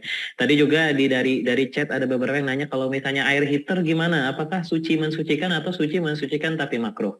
Saya jawab ini Bunda ya. Oke, dari pertanyaan tadi Abang Kakak Ayah Bunda yang dirahmati serta dicintai oleh Allah, yang menjadikan air suci mensucikan tadi makruh adalah terpapar langsung dari matahari. Jadi istilahnya adalah matahari itu langsung terkena dengan air tersebut tanpa ada pembatas. Jadi airnya langsung terpapar matahari. Adapun air yang ada di dalam tangki, adapun air yang kita panaskan secara sengaja itu tetap suci dan juga mensucikan. Nah, jadi selama air tersebut tidak terkontaminasi dengan najis atau kita dapatkannya selain kita kecuali kalau kita mendapatkan air tersebut dengan cara yang tidak baik. Contoh misalnya kita pakai heater, tapi listrik yang kita gunakan di rumah kita adalah listrik curian PLN. Maka air yang kita gunakan, yang digunakan menggunakan heater tadi, itu bisa menjadi air yang haram. Maka selama air tersebut tidak langsung terpapar matahari, tidak langsung terkena sinar matahari, tidak kita dapatkan dari cara yang haram, maka sah untuk kita gunakan mandi besar maupun kita gunakan untuk berwudu atau bersuci lainnya. Jadi tidak ada permasalahan di sini. Ya, mau airnya dingin, mau airnya panas, boleh sekali. Karena kita lihat kondisi juga, dan Islam itu kata Rasulullah adalah ad-dinu yusrun. Islam itu agama yang mudah. Kalau misalnya sekarang dingin, ya boleh pakai air panas. Kalau sekarang lagi cuacanya lagi panas banget, boleh mandi pakai air dingin. Kalau kita kayaknya lebih segar kalau airnya dicampur air panas dan dingin, ya silahkan gunakan. Yang pasti adalah kita nyaman beribadah. Kalau misalnya dari apa yang kita kerjakan tadi menyebabkan ibadah kita serasa mengganjal dan juga kurang, serta menjadikan kita susah untuk beribadah, lebih baik ditinggalkan, cari yang lain. Seperti itu. Semoga bisa menjawab pertanyaannya ya. Ada pertanyaan toharoh lagi tadi selama saya tinggalkan? Perihal haid Ustaz tadi ada. Oh, haid. Tadi saya yang sedikit dengar tadi haidnya lebih dari 15 hari. Ya, kemudian apakah dia harus mandi wajib 2 kali atau bagaimana? Jadi gini. Jadi haid istihadah itu dilihatnya ada yang dia haid karena memang rahimnya ketika itu meluruhkan darah kotor karena tidak bercampur dengan ovumnya tidak bercampur dengan sperma sehingga ada penebalan kulit rahim, kemudian supaya tidak tebal digugurkan darahnya dikeluarkan dari rahim tersebut. Mohon maaf kalau misalnya salah ya, nanti koreksi kalau misalnya saya salah. Itu terjadi kan siklus bulanan.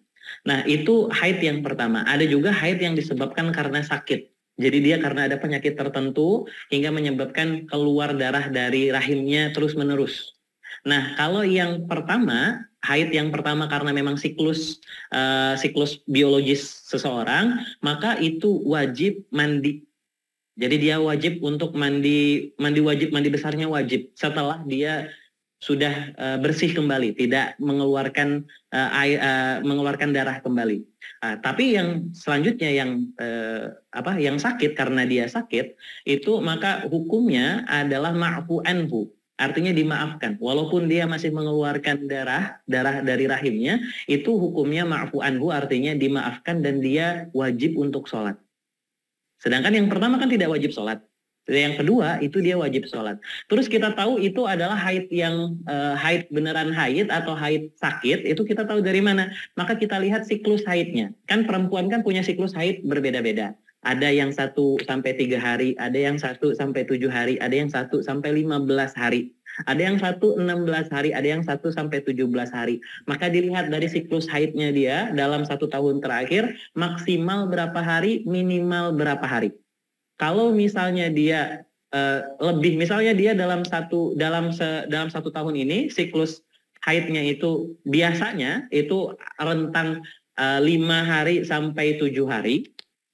Kemudian di bulan selanjutnya tiba-tiba dia haid di hari ke-8, hari ke-9, hari ke-10, maka di hari ke-8, 9, 10-nya itu misalnya dia di bulan selanjutnya tiba-tiba tidak baik ya keadaan badannya hingga haid terus menerus dan kayak merasa ini haid beneran haid atau haid sakit. Itu anggap saja haid sakit, maka mandi besar kemudian boleh melaksanakan sholat ya. Akan tapi yang afdolnya sebenarnya ke dokter dulu ditanyakan apakah itu sakit atau memang siklus haidnya ada bermasalah karena memang haid itu terpengaruhi oleh stres wanita ya. Kadang wanita itu kalau misalnya stres itu siklus haidnya berubah jadi lebih cepat atau nanti jadi lebih panjang. Kan kita tidak tahu. Akan tapi kalau misalnya dari pertanyaan yang saya dengar tadi itu sudah 1 bulanan, itu bisa jadi adalah haid yang disebabkan oleh sakit atau perkara badannya yang sedikit berbeda. Maka dilihat bulan-bulan sebelumnya Bunda, apakah dia biasanya itu 15 hari atau kurang dari 15 hari. Maka kalau misalnya jadi potokannya bukan 15 hari sebenarnya, tapi siklusnya dia. Kalau biasanya 7 hari tiba-tiba dia jadi 9 hari haidnya, harus dipertanyakan tuh 2 harinya dari mana. Tapi lanjutin aja. Memang kalau ulama biasanya nyebut haid itu siklusnya paling lama 15 hari. Gitu. Makanya ada artikel yang seperti itu ya. Tapi memang harus dilihat siklusnya. Kalau misalnya dia biasanya 7 hari, ya potong di 7 hari situ. Maka yang selanjutnya bisa jadi sih kalau normalnya manusia kan 15 hari. Gimana menjelaskannya? Karena saya bukan perempuan, itu rada sedikit susah menjelaskannya ya. Gambarannya tuh dilihat siklusnya lah. Yang penting itu dilihat siklusnya. Kalau misalnya siklusnya biasanya 7 hari, maka jadikan 7 hari itu sebagai patokan. Kalau misalnya siklusnya 15 hari, maka jadikan 15 hari itu sebagai patokan. Nah, tapi di sini ada garis bawah ya, kalau misalnya nanti kayak penyakit gitu, hitungannya berapa hari? Ya tadi 15 hari itu bagian aman Bunda. Karena kadang kan siklusnya bisa bertambah ya, kita tidak tahu wallahu a'lam bishawab bagaimana ceritanya bisa bertambah itu. Tapi kalau misalnya dalam 2-3 bulan selanjutnya, dia masih setelah 15 hari masih lanjut, bahkan bisa sampai bulan, udah dipotong, 15 hari itu adalah jangka maksimal dia adalah haid yang benar-benar haid secara biologis gitu. Jadi kalau misalnya saya salah ini atau belibet menjelaskannya, saya mohon maaf ya. Rada-rada saya kurang bisa menjelaskan dengan baik juga. Tapi memang akan tetapi itu apakah dia harus tadi saya nggak ngerti mandi 2 kali itu gimana ya saya. Tadi kan ada ibundanya apakah harus mandi 2 kali gitu tadi. Itu gimana ya Ustaz? Itu perihal itu Ustaz, karena usianya juga ditanyakan itu. Usianya kan baru kelas 5 SD, 11 tahun gitu. Yang ditanyakan apakah mandi 2 kali enggak? Jadi mandikan haidnya itu. Oh, jadi nggak perlu mandi 2 kali ya, cukup sekali saja di akhir. Kalau misalnya memang dia sering terjadi sebulan, hitung aja 15 hari, setelah 15 hari dia harus mandi wajib, mandi besar gitu. Dan haid itu tidak perkara umur ya, tetapi kesiapan badan. Jadi la yukallifullahu nafsan illa wus'aha. Jadi Allah itu tidak akan memberatkan, tidak akan membebankan hambanya kecuali hambanya mampu untuk menanggung beban tersebut. Maka beban taklif atau beban syariat yang dikasih di pundak anak-anak kita itu bukan perihal umur, tapi perihal kesiapan dia menjadi seorang manusia. Maka secara biologis dia sudah sanggup, sudah dikatakan sebagai dewasa. Biologically ya, secara biologis dia dikatakan dewasa, maka sudah taklif dong kalau dalam Islam. Tapi taklif itu syaratnya kan banyak. Salah satunya adalah berakal. Berakal itu salah satu sifatnya adalah mumayyiz, si anak mampu untuk membedakan mana yang benar, mana yang salah. Selama anaknya kayaknya masih bocah tapi biologisnya dia sudah dewasa, ya tetap anggapannya bukan mukallaf. Ya dia ya anak-anak kecil biasa. Jadi hitungannya seperti itu. Jadi nggak ada masalah sih Bunda. Semoga saya tidak salah dan khilaf dalam menjawab pertanyaannya ya. Kita boleh lanjut ke selanjutnya. Ya, ada pertanyaan tadi dari ibu yang sama. Jadi ada orang sakit ingin mandi besar. Nah, boleh, dan orang sakit itu nggak bisa mandi besar pakai air. Gimana apakah boleh tayamum atau gimana Ustaz? Oke. Gini, jadi gini, ada cerita ya, ada Jabir. Jabir itu ketika itu diminta oleh Nabi Muhammad SAW untuk mensiarkan dakwah di tanah Yaman. Jadi dikirimlah Jabir tadi bersama Rasulullah ke Yaman. Ketika dalam perjalanan, Jabir ketika itu mohon maaf dalam perjalanannya itu mimpi basah. Ketika mimpi basah di tengah padang pasir itu tidak ada air, kemudian dia berijtihad. Ijtihadnya apa yang dilakukan sama Jabir? Ketika itu dia berguling-guling di atas pasir, seakan-akan mandi. Jadi dia menutupi badannya dengan pasir. Ketika pulang dari Yaman, ketika itu ada obrolan para sahabat, Jabir bercerita tentang hal tersebut, kemudian disalahkan oleh khalifah yang kedua, Umar bin Khattab. Oh, salah nih, mending gak usah sholat gitu. Ya, salah nih. Maka kata Rasul, ya yang dilakukan oleh Jabir yaitu berijtihad itu betul, tapi apa yang dia lakukan itu salah. Jadi kalau misalnya tidak bisa menggunakan air untuk mandi besar, maka cukup bertayamum saja. Jadi diganti dengan tayamum. Tapi tentunya kalau tayamum kan sifatnya sementara, tidak seperti wudhu dan juga mandi. Jadi setiap sholat ya dia harus tayamum. Ya gitu, berbeda tentunya sifatnya. Akan tetapi kalau misalnya selama dia tidak boleh terkena air, tidak bisa menggunakan air, dan memang tidak ada air ketika dalam kondisi tersebut sedangkan ia sedang junub, maka boleh diganti, dibadal ya menggunakan tayamum. Itu cukup seperti itu saja. Barakallahu fikum. Masya Allah, makasih Ustaz. Ada lagi pertanyaan dari ibu yang sama, tadi ada pertanyaan dari beliau itu. Jadi ada kasus beliau ini dalam kondisi yang tidak bisa menyempurnakan gerakan sholatnya. Dan ada murid beliau itu, perempuan juga, yang secara usia sudah balik. Nah, cuman belum mampu atau belum siap menjadi imam. Nah, apakah afdolnya mana sebenarnya? Apakah ini jadi imam atau muridnya tadi yang jadi imam? Itu satu. Pertanyaan ini sebenarnya sudah ditanyakan 1445 tahun yang lalu ya. Sebetulnya kita ini kan momennya tahun baru Hijriyah, 1445 Hijriyah ya. Dan pertanyaan itu dulu pernah ditanyakan juga kepada para sahabat dan juga Nabi Muhammad SAW. Jadi dan ini ulama menjelaskan hal ini terpecah menjadi 3 pendapat yang berbeda. Pendapat yang pertama ini kan tentang imamah ya. Imamah itu menjadi imam. Beberapa ulama menyebutkan bahwasanya orang yang tidak sempurna gerakan sholatnya tidak boleh dijadikan imam. Ini yang pertama. Yang kedua itu adalah orang yang tidak sempurna gerakan sholatnya boleh dijadikan imam. Yang ketiga itu adalah orang yang tidak sempurna gerakan sholatnya boleh menjadi imam dengan syarat. Nah, ini ada 3 pendapat. Nah, ini kita ngambil yang mana? Seseraknya kita aja, karena semuanya berdasar kepada Rasulullah SAW. Jadi, akan tetapi afdol yang mana? Kalau kami pribadi, itu yang afdol yang mana? Afdolnya adalah kita lihat dulu klasifikasi imam. Klasifikasi imam itu harus nyari yang mana? Aqra'uhum. Aqra'uhum itu artinya adalah yang paling fasih bacaannya. Selain yang paling fasih bacaannya, aqra itu artinya yang paling luas wawasannya. Wawasan dalam apa? Wawasan dalam bidang fikih. Baik sempurna maupun tidak sempurna orangnya, akan tetapi baik sempurna maupun tidak sempurna gerakan sholatnya, akan tapi ketika dia mampu melaksanakan sholat tadi sehingga menjadikan makmumnya khusyuk, maka silahkan saja, tidak ada masalah. Afdol yang mana? Nggak ada yang afdol, sebenarnya semuanya sama derajatnya. Mau sang anak yang jadi imam, betul si ibu guru tadi yang tidak sempurna sholatnya, mohon maaf bunda, itu juga betul ketika jadi imam. Jadi tidak ada yang salah. Tapi kalau misalnya mau lebih afdol lagi, ajak saja ke masjid. Nah, kalau misalnya jauh ya, mohon maaf. Tapi kalau misalkan tadi ditanya mana yang lebih afdol, ya afdol ya ajak masjid saja. Jadi seperti itu. Walaupun memang kita sering dengar perempuan itu lebih baik sholat di rumah, benar. Perempuan itu lebih baik sholat di rumah. Dengan syarat ya, dengan syarat perempuan itu, tapi yang di rumah tadi bisa berubah jadi lebih baik sholat di masjid. Selama 1, dalam perjalanan aman. Selama 2, terjauhi dari fitnah. Selama yang ketiga, bisa kembali pulang ke rumah. Nah, kalau misalnya 3 hal itu bisa dilaksanakan, lebih baik sholat di masjid. Enggak ada masalah. Wallahu a'lam bishawab. Gitu ya. Jazakallah Ustaz. Selanjutnya ini pada Bapak Khotibul Umam. Silakan Pak Khotibul Umam. Sebentar.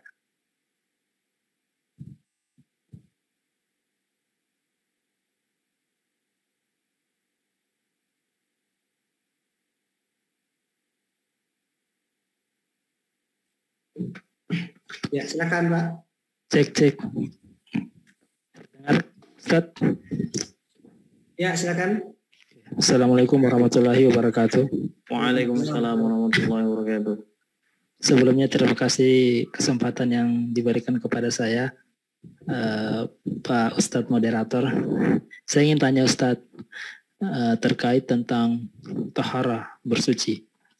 Saya pernah dengar bahwa saya pernah dengar ceramah salah satu ustadz, katanya kalau kita mencuci pakaian di mesin cuci itu, yang terlebih dahulu disimpan di mesin cuci adalah pakaiannya dulu, baru nanti diguyur dengan air. Pertanyaan saya, apakah itu betul dan bagaimana kaidahnya seperti itu? Kenapa harus pakaian dulu baru diguyur air? Kenapa tidak air dulu baru pakaian, seperti itu Ustaz? Apakah itu hanya hoax atau gimana, saya juga belum tahu Ustaz. Kemudian yang kedua, satu lagi Ustaz, saya juga pernah dengar guru saya lupa guru waktu kelas berapa, katanya kalau kita berwudu menggunakan timba, tidak menggunakan keran, itu sebisa mungkin hindari dibantu oleh orang lain. Jadi harus mandiri gitu. Apakah itu betul Ustaz? Dan bagaimana kaidahnya seperti itu? Terima kasih. Jazakumullah khairan. Assalamualaikum warahmatullahi wabarakatuh. Wa jazakumullah khairan katsiran barakallahu fikum. Oke. Ya, silakan Ustaz. Oke, tadi ada yang ketinggalan ya dari pertanyaan Bu Sukistinah tadi tentang Bunda Sukistinah yang tadi diajak sholat sama kepala sekolahnya. Maka, iya ya, itu gini, saya jawab yang itu terlebih dulu sebelum jawab Bang Khotibul Umam, pertanyaan Bang Khotibul Umam tadi. Jadi Bunda, mana yang harus lebih kita utamakan, sholat fardu apa sholat sunnah? Hitungannya adalah qomat. Kalau misalnya qomat sudah berkumandang atau ketika itu dalam sebuah kawasan sudah mau dilaksanakan sholat fardu, maka la sholata ilal maktubah.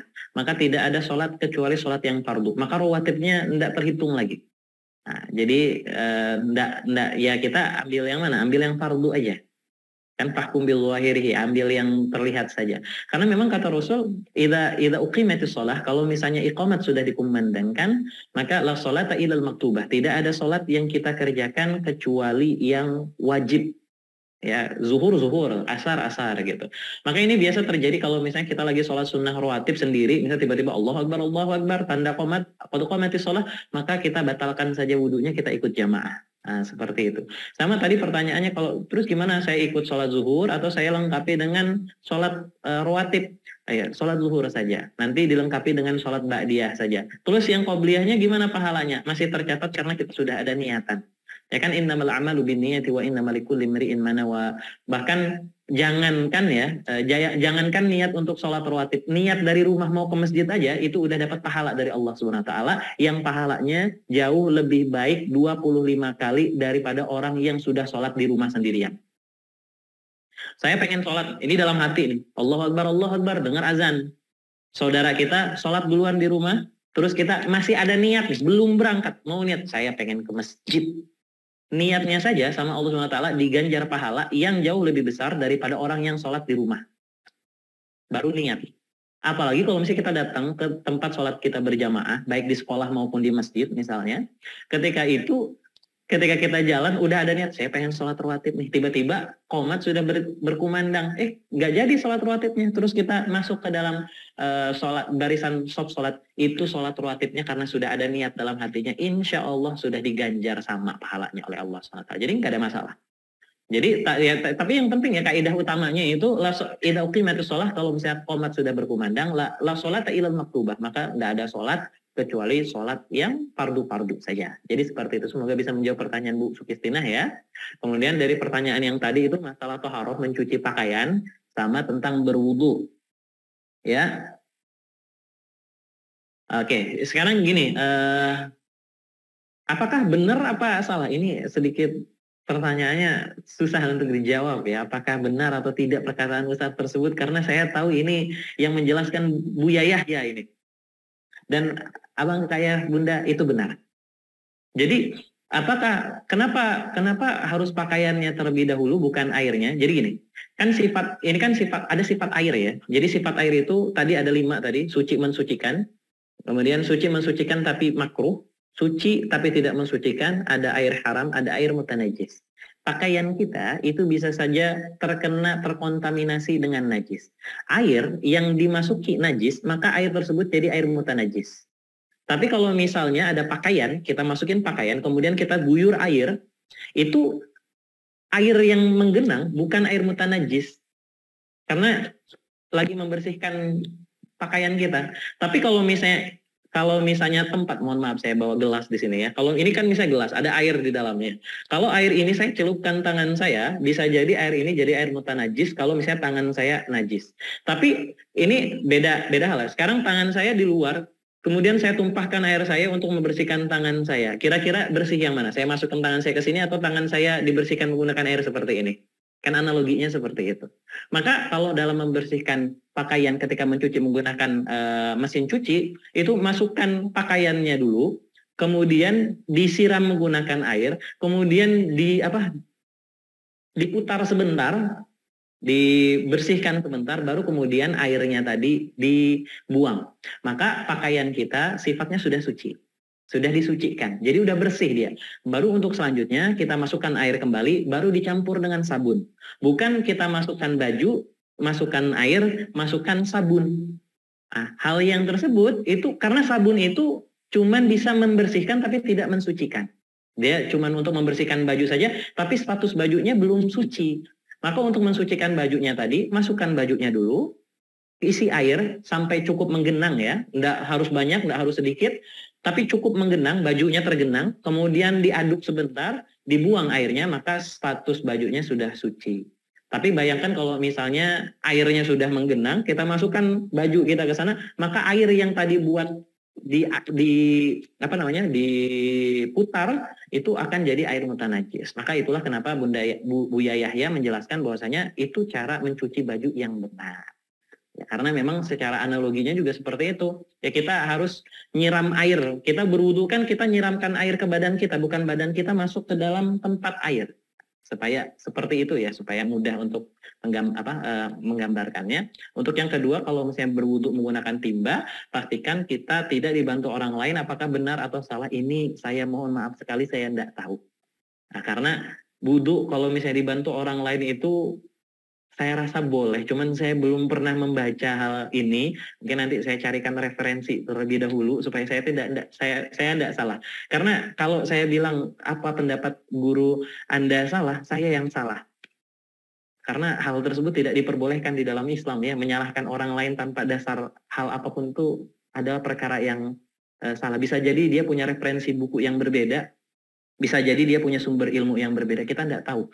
Makanya saya tidak bisa bilang itu salah, saya cari referensinya dulu. Akan tetapi yang tidak diperbolehkan dalam berwudu itu adalah mempersilahkan orang lain untuk berwudu terlebih dahulu. Ini sering terjadi di masjid-masjid, terutama waktu sholat Jumat, waktu kita mau wudu kan biasa antri. Karena bapak-bapak ini kan banyak kan, biasa datangnya ketika khutbah kedua mau terakhir itu, barakallahu li wa lakum fil Qur'anil Karim wa nafa'ani wa iyyakum bima fihi minal ayat, itu biasanya baru datang dan baru berwudu, dan itu biasanya panjang antrian berwudunya, kemudian ada bapak-bapak yang silakan duluan. Nah, itu yang sebenarnya tidak diperbolehkan dalam Islam, makruh hukumnya. Mempersilahkan orang lain untuk melakukan, karena dalam ibadah itu al-itharu fil ibadah mamnu'. Jadi mendahulukan orang lain, kepentingan orang lain ketika kita juga mau beribadah itu adalah hal yang tidak diperbolehkan. Tapi selain ibadah, ya boleh. Misal kita lagi antri di McD ya, mau makan di McD, kemudian kita lihat orang di belakang kita kayak udah posisinya udah pucat, udah kayaknya wah ini udah lapar banget, kita persilahkan maju ke depan, itu malah dianjurkan sama Islam. Tapi kalau ibadah, qu anfusakum wa ahlikumun nar. Yang pertama jiwa kita selamatkan dulu baru orang lain. Itu yang saya tahu ya. Kalau misalnya tadi kalau kita wudu dibantu orang lain itu jadi nggak abdul, saya kurang tahu. Wallahu a'lam bishawab. Semoga bisa menjawab pertanyaan Bang Khatibul Umam. Jazakumullah khairan katsiran. Barakallahu fikum. Jazakallah Ustaz Imam Subagja.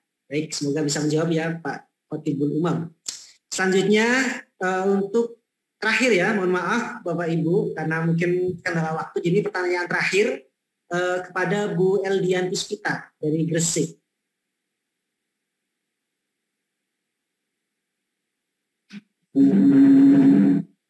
Silakan Bu Eldian. Ya. Assalamualaikum warahmatullahi wabarakatuh. Waalaikumsalam warahmatullahi wabarakatuh. Terima kasih Ustadz atas kesempatannya. Yang mau saya tanyakan itu perihal toharohnya orang sakit. Saya mau menambahkan pertanyaan yang dari Bunda siapa itu tadi yang pertama itu. Andaikan orang sakit itu kan dia bed rest ya, nggak bisa ke kamar mandi, terus kita mandikannya itu pakai semprotan gitu. Apakah itu bisa mensucikan? Terus sama dia kan pakai diapers ya. Kalau ketika sholat itu sholat 5 waktu, kalau tiap sholat ganti diapers itu kan mahal jatuhnya Ustadz ya. Nah itu ketika sholat dia pakai diapers, tetap pakai diapers itu gimana hukumnya Ustadz? Udah itu aja, terima kasih. Masya Allah, barakallah. Ini sepertinya Bunda Eldian ini anak yang berbakti kepada orang tua ini. Saya tidak tahu ini cerita siapa, tapi ya kita berdoa semoga kita menjadi anak yang berbakti kepada orang tua ya. Yang pertama ini tentang pertanyaannya tadi tentang toharoh, tentang bagaimana kita bersuci ketika mandi. Kedua orang, mohon maaf, ketika itu sakit, bed rest, dia tidak bisa bergerak, kemudian kita mandikan beliau menggunakan semprotan, apakah dapat mensucikan? Jawabannya mensucikan. Nah, jadi itu mensucikan selama satu airnya tidak mutanajis dan bukan air haram. Selama dia suci mensucikan air tersebut walaupun menggunakan semprotan, maka dia bisa digunakan untuk bersuci ya. Terutama mandi yang bukan mandi besar, mandi biasa saja, maka nggak ada masalah. Silahkan dilanjutkan saja, itu nggak ada polemik di sana. Semuanya setuju itu mensucikan, jadi nggak apa-apa. Kemudian masalah diapers ya, yang digunakan oleh orang yang sedang sakit, baik yang muda maupun yang sudah tua, biasanya seperti itu ya, digunakan. Apakah sholat menggunakan diapers itu membatalkan sholatnya? Sholatnya tidak batal selama diapersnya bersih. Tapi kalau diapersnya kotor, maka sholatnya batal. Ini cerita mungkin lebih ekstrim lagi ya. Ada orang yang sakit, mohon maaf saya lupa namanya apa, yang dia harus membawa kantung kotorannya. Jadi karena dia sakit, perutnya dibolongi, kemudian karena dia tidak bisa melaksanakan hajat biologisnya secara sempurna, maka dia harus bawa kantong tersebut. Maka apakah sholat, karena dia selalu membawa najis tersebut, apakah sholatnya batal? Sholatnya nggak batal. Yang penting apa? Ketika dia mau sholat, tempatnya bersih, dibersihkan sama dia. Sama, diapers juga hukumnya sama. Maka boleh nggak sih orang sholat menggunakan diapers? Boleh, yang penting diapersnya bersih. Nah ini masalahnya bukan masalah mahal murah ya, tapi masalahnya taat nggak taat. Kita tidak tahu yang murah, yang mahal hari ini diganti dengan yang jauh lebih baik daripada Allah SWT. Mungkin bukan di dunia, tapi nanti di akhirat. Kita tidak tahu. Tapi bisa jadi karena kita terlalu irit tadi, apa yang kita gunakan tadi, menjadikan apa yang kita dapatkan di hari akhir tadi, jadi lebih sedikit daripada apa yang seharusnya kita dapatkan. Kan kita kalau tadi di pembukaan tadi Allah berfirman wal tanzur nafsun ma qaddamat lighat, agar kita semuanya memperhatikan apa yang kita kerjakan hari ini sehingga bisa kita tuai nanti di akhirat. Kita tidak tahu. Maka ini bukan perkara mahal maupun murah, tapi perkara taat atau tidak taat. Saya tidak bilang ibu bunda tidak taat, tapi pastikan diapers itu bersih ketika mau sholat. Karena tadi syarat sahnya sholat itu adalah suci dan juga bersih. Suci apanya? Suci jiwanya, suci dari hadas kecil maupun besar, kemudian bersih. Bersih apanya? Bersih raganya, pakaian, dan tempatnya. Kalau misalnya ada yang tidak bersih karena ada najis yang tertempel di sana, bisa dipastikan sholatnya jadi batal. Jadi seperti itu Bunda ya. Saya mohon maaf kalau misalnya jawaban saya mungkin tidak sesuai dengan yang diharapkan. tapi itulah, kita kan harus bilang yang benar-benar, yang salah-salah. Gitu. Jadi tapi tidak salah ya, sholat pakai diapers itu boleh banget selama diapersnya bersih. Nah, gimana kalau misalnya kita sholat tetapi kita tidak tahu diapersnya bersih atau kotor, maka sholatnya gimana? Kalau misalnya ya ini kan karena ketidaktahuan. Kalau karena ketidaktahuan itu bahasanya ya maafuan rufi al-qalab, dimaafkan. Tapi alangkah baiknya memang harus diulangi sholatnya menggunakan yang bersih. Gitu. Takut sekali sholatnya tidak diterima oleh Allah Subhanahu wa taala. Secara sempurna saja belum tentu sholat kita diterima, apalagi dalam keadaan seperti itu. Kan kita tidak tahu. Maka keberhati-hatian yang digunakan oleh mazhab Syafi'i itu perlu sekali dalam ibadah. Nah, takutnya tidak diterima, takutnya amal soleh kita berkurang, lebih baik kita jauh lebih berusaha. Nah, usaha itu di dalam Al-Quran, abang kakak ayah bunda, itu ada 3 termanya. Yang pertama jihad, yang kedua ijtihad, yang ketiga mujahadah. Sama-sama artinya berusaha. Usaha inilah yang menjadikan manusia itu bertakwa. Jadi takwa itu bisa kita gapai dengan yang namanya jahadah, berusaha. Jihad, ijtihad, mujahadah. Jihad artinya kita berusaha, berupaya supaya akidah itu selalu di atas, Allah itu selalu menjadi zat yang patut disembah. Ijtihad, kita berupaya mengeluarkan segala potensi yang ada dalam diri kita untuk kemaslahatan bersama. Masyarakat hidup dalam ketentraman, masyarakat hidup dalam ketenangan, masyarakat hidup dalam keamanan. Yang terakhir adalah mujahadah, ku anfusakum wa ahlikum nar, kata Allah, jagalah dirimu terlebih dahulu. Mujahadah artinya berupaya sehingga kita mampu menjadi pribadi yang jauh lebih meningkat keimanan dan juga ketakwaannya supaya bisa naik ke level takwa tadi. Maka berupaya menggunakan seluruh waman yuhajir fillah bi amwalihim wa anfusihim. Kalau misalnya kita sudah mulai berhijrah dari diri kita yang hari ini biasa ini menjadi orang yang jauh lebih baik bi amwalihim, dengan harta kita, bahkan dengan nyawa kita, itu yang diganjar lebih oleh Allah Subhanahu wa taala. Kita tidak bisa membayangkan ganjaran tersebut diberikan kontan hari ini, tapi saya pastikan ketika dihadapkan di hadapan Allah Subhanahu wa taala termasuk dalam golongan orang-orang yang beruntung. Mungkin itu yang bisa saya sampaikan Bunda ya, semoga bisa membantu jawaban, menguatkan hati kita bersama. Jazakumullah khairan katsiran, barakallahu fikum. Masya Allah, tabarakallah, jazakallah khair Ustaz Imam Subagja atas pemaparannya.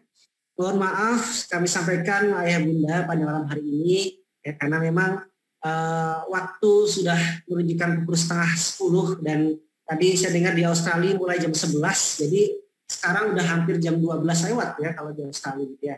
Maka ya bunda, insya Allah pertanyaan-pertanyaan belum terjawab silahkan disimpan, boleh juga dikirimkan ke admin, kakak admin yang tadi yang memberikan informasi kajian ini. Dan tadi ada request ya, kalau minggu depan kajian toharo lagi ya, Masya Allah. Masya Allah. Kalau misalkan kita buka lagi, siapa nih yang mau hadir kira-kira? Coba tulis kolom komentar. Pasti banyak ya, insya Allah ya. Kita nanti insya Allah akan sesuaikan jadwal Ustadz Imam ya. Nanti semoga Allah izinkan kita bertemu kembali dan Allah izinkan kita untuk bisa terus berdiskusi perihal tentang agama ini ya. Baik, insya Allah Ustadz Imam, mungkin saya minta untuk closing statementnya malam hari ini sekaligus memohon untuk doa penutupnya Ustadz. Oke, bismillahirrahmanirrahim. Abang, kakak, ayah, bunda yang dirahmati serta dicintai oleh Allah SWT, kawan-kawan sidak, teman-teman Ismu Yahya, kita semuanya adalah manusia yang biasa-biasa saja. Kita semuanya harapannya pasti adalah surga tertinggi yang dapat diberikan oleh Allah Subhanahu wa taala. Maka yang kita lakukan adalah memaksimalkan kemampuan kita. Allah Subhanahu wa taala berfirman, la yukallifullahu nafsan illa wus'aha. Allah tidak akan pernah membebani seorang manusia kecuali Allah tersebut tahu bahwasanya ia mampu untuk mengangkat beban tersebut. Akan tetapi beban itu kadang cuman segitu saja yang diberikan Allah Subhanahu wa taala. Kita tidak bisa berekspektasi tinggi. Yang hari ini mohon maaf belum dihadirkan harta yang melimpah oleh Allah Subhanahu wa taala, mungkin kapasitas yang mampu kita tampung itu saja. Yang hari ini belum dikaruniai anak, mungkin kapasitas kita cuman itu saja. Ya kita yang biasa-biasa seperti ini, maka perlu yang namanya perubahan sehingga kemampuan kudrah kita jauh lebih besar dan Allah titipkan kepada kita amanah yang jauh lebih hebat. Maka ikhwah semuanya, untuk bisa merubah diri kita, innallaha la yughayyiru ma bi anfusihim hatta yughayyiru ma innallaha la yughayyiru ma biqaumin hatta yughayyiru ma bi anfusihim. Allah tidak akan pernah merubah kita kecuali kita mau berubah sendiri. Kalau mau berubah dan mau keadaan hidup kita fis sakinah, dalam keadaan yang tenang sesuai dengan janji Allah Subhanahu wa taala, maka yang harus kita lakukan adalah mendekat kepada Allah Subhanahu wa taala. Cara mendekat kepada Allah Subhanahu wa taala, pastikan jiwa dan raga Anda bersih serta suci. Maka hari ini kita sudah belajar tadi, kenapa sih kita dalam sholat itu harus suci dulu? Kenapa sih kita dalam melakukan ibadah itu harus suci dulu? Karena untuk bisa dekat dengan Allah Subhanahu wa taala, kita harus suci raga maupun jiwanya. Jangan sampai kita berhadapan dengan Allah Subhanahu wa taala dalam keadaan najis, dalam keadaan berhadas. For your information, FYI saja, Allah Subhanahu wa taala selalu ada di hadapan kita 24 jam dalam satu hari. Dalam satu harinya tidak pernah lepas Allah ada di hadapan kita. Maka pastikan baik jiwa maupun raga kita selalu bersih dan juga suci dari hadas maupun najis. Mungkin itu yang bisa kami sampaikan. Jazakumullah khairan katsiran, barakallahu fikum. Teman-teman semua, di akhir pertemuan kali ini saya mengajak abang, kakak, ayah, bunda, kita semua minta kepada Allah Subhanahu wa taala, semoga apa yang kita lakukan hari ini, baik banyak maupun sedikitnya, lebih maupun kurangnya, apa yang kita lakukan hari ini bisa tercatat sebagai amal soleh yang terus diridhoi dan juga direstui oleh Allah Subhanahu wa taala. Apa yang kita lakukan ini semoga menjadi wasilah kegembiraan Nabi Muhammad SAW. Semoga apa yang kita lakukan ini terus mengalir pahala dan juga kebaikannya kepada kedua orang tua kita. Semoga apa yang kita lakukan hari ini, detik ini, saat ini bisa menjadi wasilah gugurnya dosa-dosa kita di masa lalu. Allah jadikan kita hambanya yang banyak sekali manfaatnya bisa dirasakan oleh orang-orang banyak. Ya Allah ya Rabbana, jadikanlah tangan kami, tangan-tangan yang berdosa ini, tangan-tangan yang penuh nista ini menjadi tangan-tangan yang banyak beramal soleh, menjadi tangan-tangan yang banyak berbuat kebaikan, menjadi tangan-tangan yang banyak membantu saudara kami. Jadikanlah tangan yang penuh dosa ini, jadikanlah tangan yang penuh nista ini. Engkau jadikan tangan yang banyak bersedekah, menjadi tangan yang banyak berinfak, menjadi tangan yang banyak berzeki,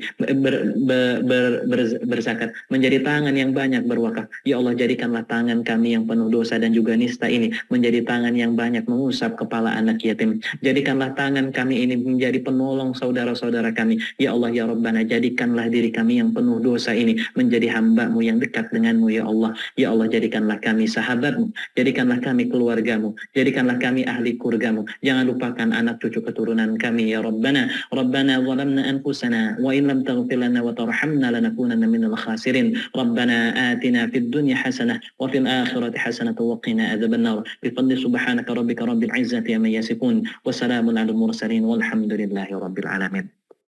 Mungkin itu yang bisa kami sampaikan, abang, kakak, ayah, bunda yang dirahmati serta dicintai oleh Allah SWT. Jazakumullah khairan katsiran. Terima kasih sudah bisa hadir di pertemuan kali ini. Barakallahu fikum. Assalamualaikum warahmatullahi wabarakatuh. Waalaikumsalam warahmatullahi wabarakatuh. wabarakatuh. Syukron, jazakallah khairan ahsanul jaza Ustaz Imam Subagja atas pemaparan tentang fikih toharoh ya. Yang memang tadi beliau sampaikan fikih toharoh yang kita bahas ini baru sampai wudhu, sedangkan banyak sekali pembahasan toharoh yang tidak bisa kita jelaskan pada malam hari ini. Dan insya Allah mohon doanya ayah bunda untuk pembahasan fikih toharoh selanjutnya. Kita doakan beliau sehat selalu agar bisa berusaha insya Allah ya. Saya ucapkan terima kasih kepada 129 peserta yang hadir hingga pukul hari ini ya, detik ini, dan kepada yang lain juga mungkin sudah duluan meninggalkan dalam Zoom. Semoga kita terus diistiqomahkan Allah untuk membersamai kajian, terus bersama dengan majelis ilmu, dan terus sebagai orang-orang yang mengupdate ilmunya agar selalu update dan dekat pada Allah. Amin. Amin. Baik ayah bunda, saya sebagai host pada malam hari ini mohon maaf jika ada kesalahan tingkah laku dan ucapan. Mari sama-sama kita cukupkan pertemuan malam hari ini dengan membaca hamdalah. Alhamdulillahirrahmanirrahim. Doa penutup majelis. Subhanallahumma bihamdika asyhadu an la ilaha illa anta astaghfiruka wa atubu ilaik. Akhirul kalam. Wallahu muwaffiq ila aqwamit thoriq. Wassalamualaikum warahmatullahi wabarakatuh. Waalaikumsalam warahmatullahi wabarakatuh. Terima kasih Ustaz. Barakallahu fikum, jazakallah khairan kasiran. Saya izin live ya. Barakallahu fikum semuanya. Jazakumullah khairan kasiran. Assalamualaikum warahmatullahi wabarakatuh. Waalaikumsalam.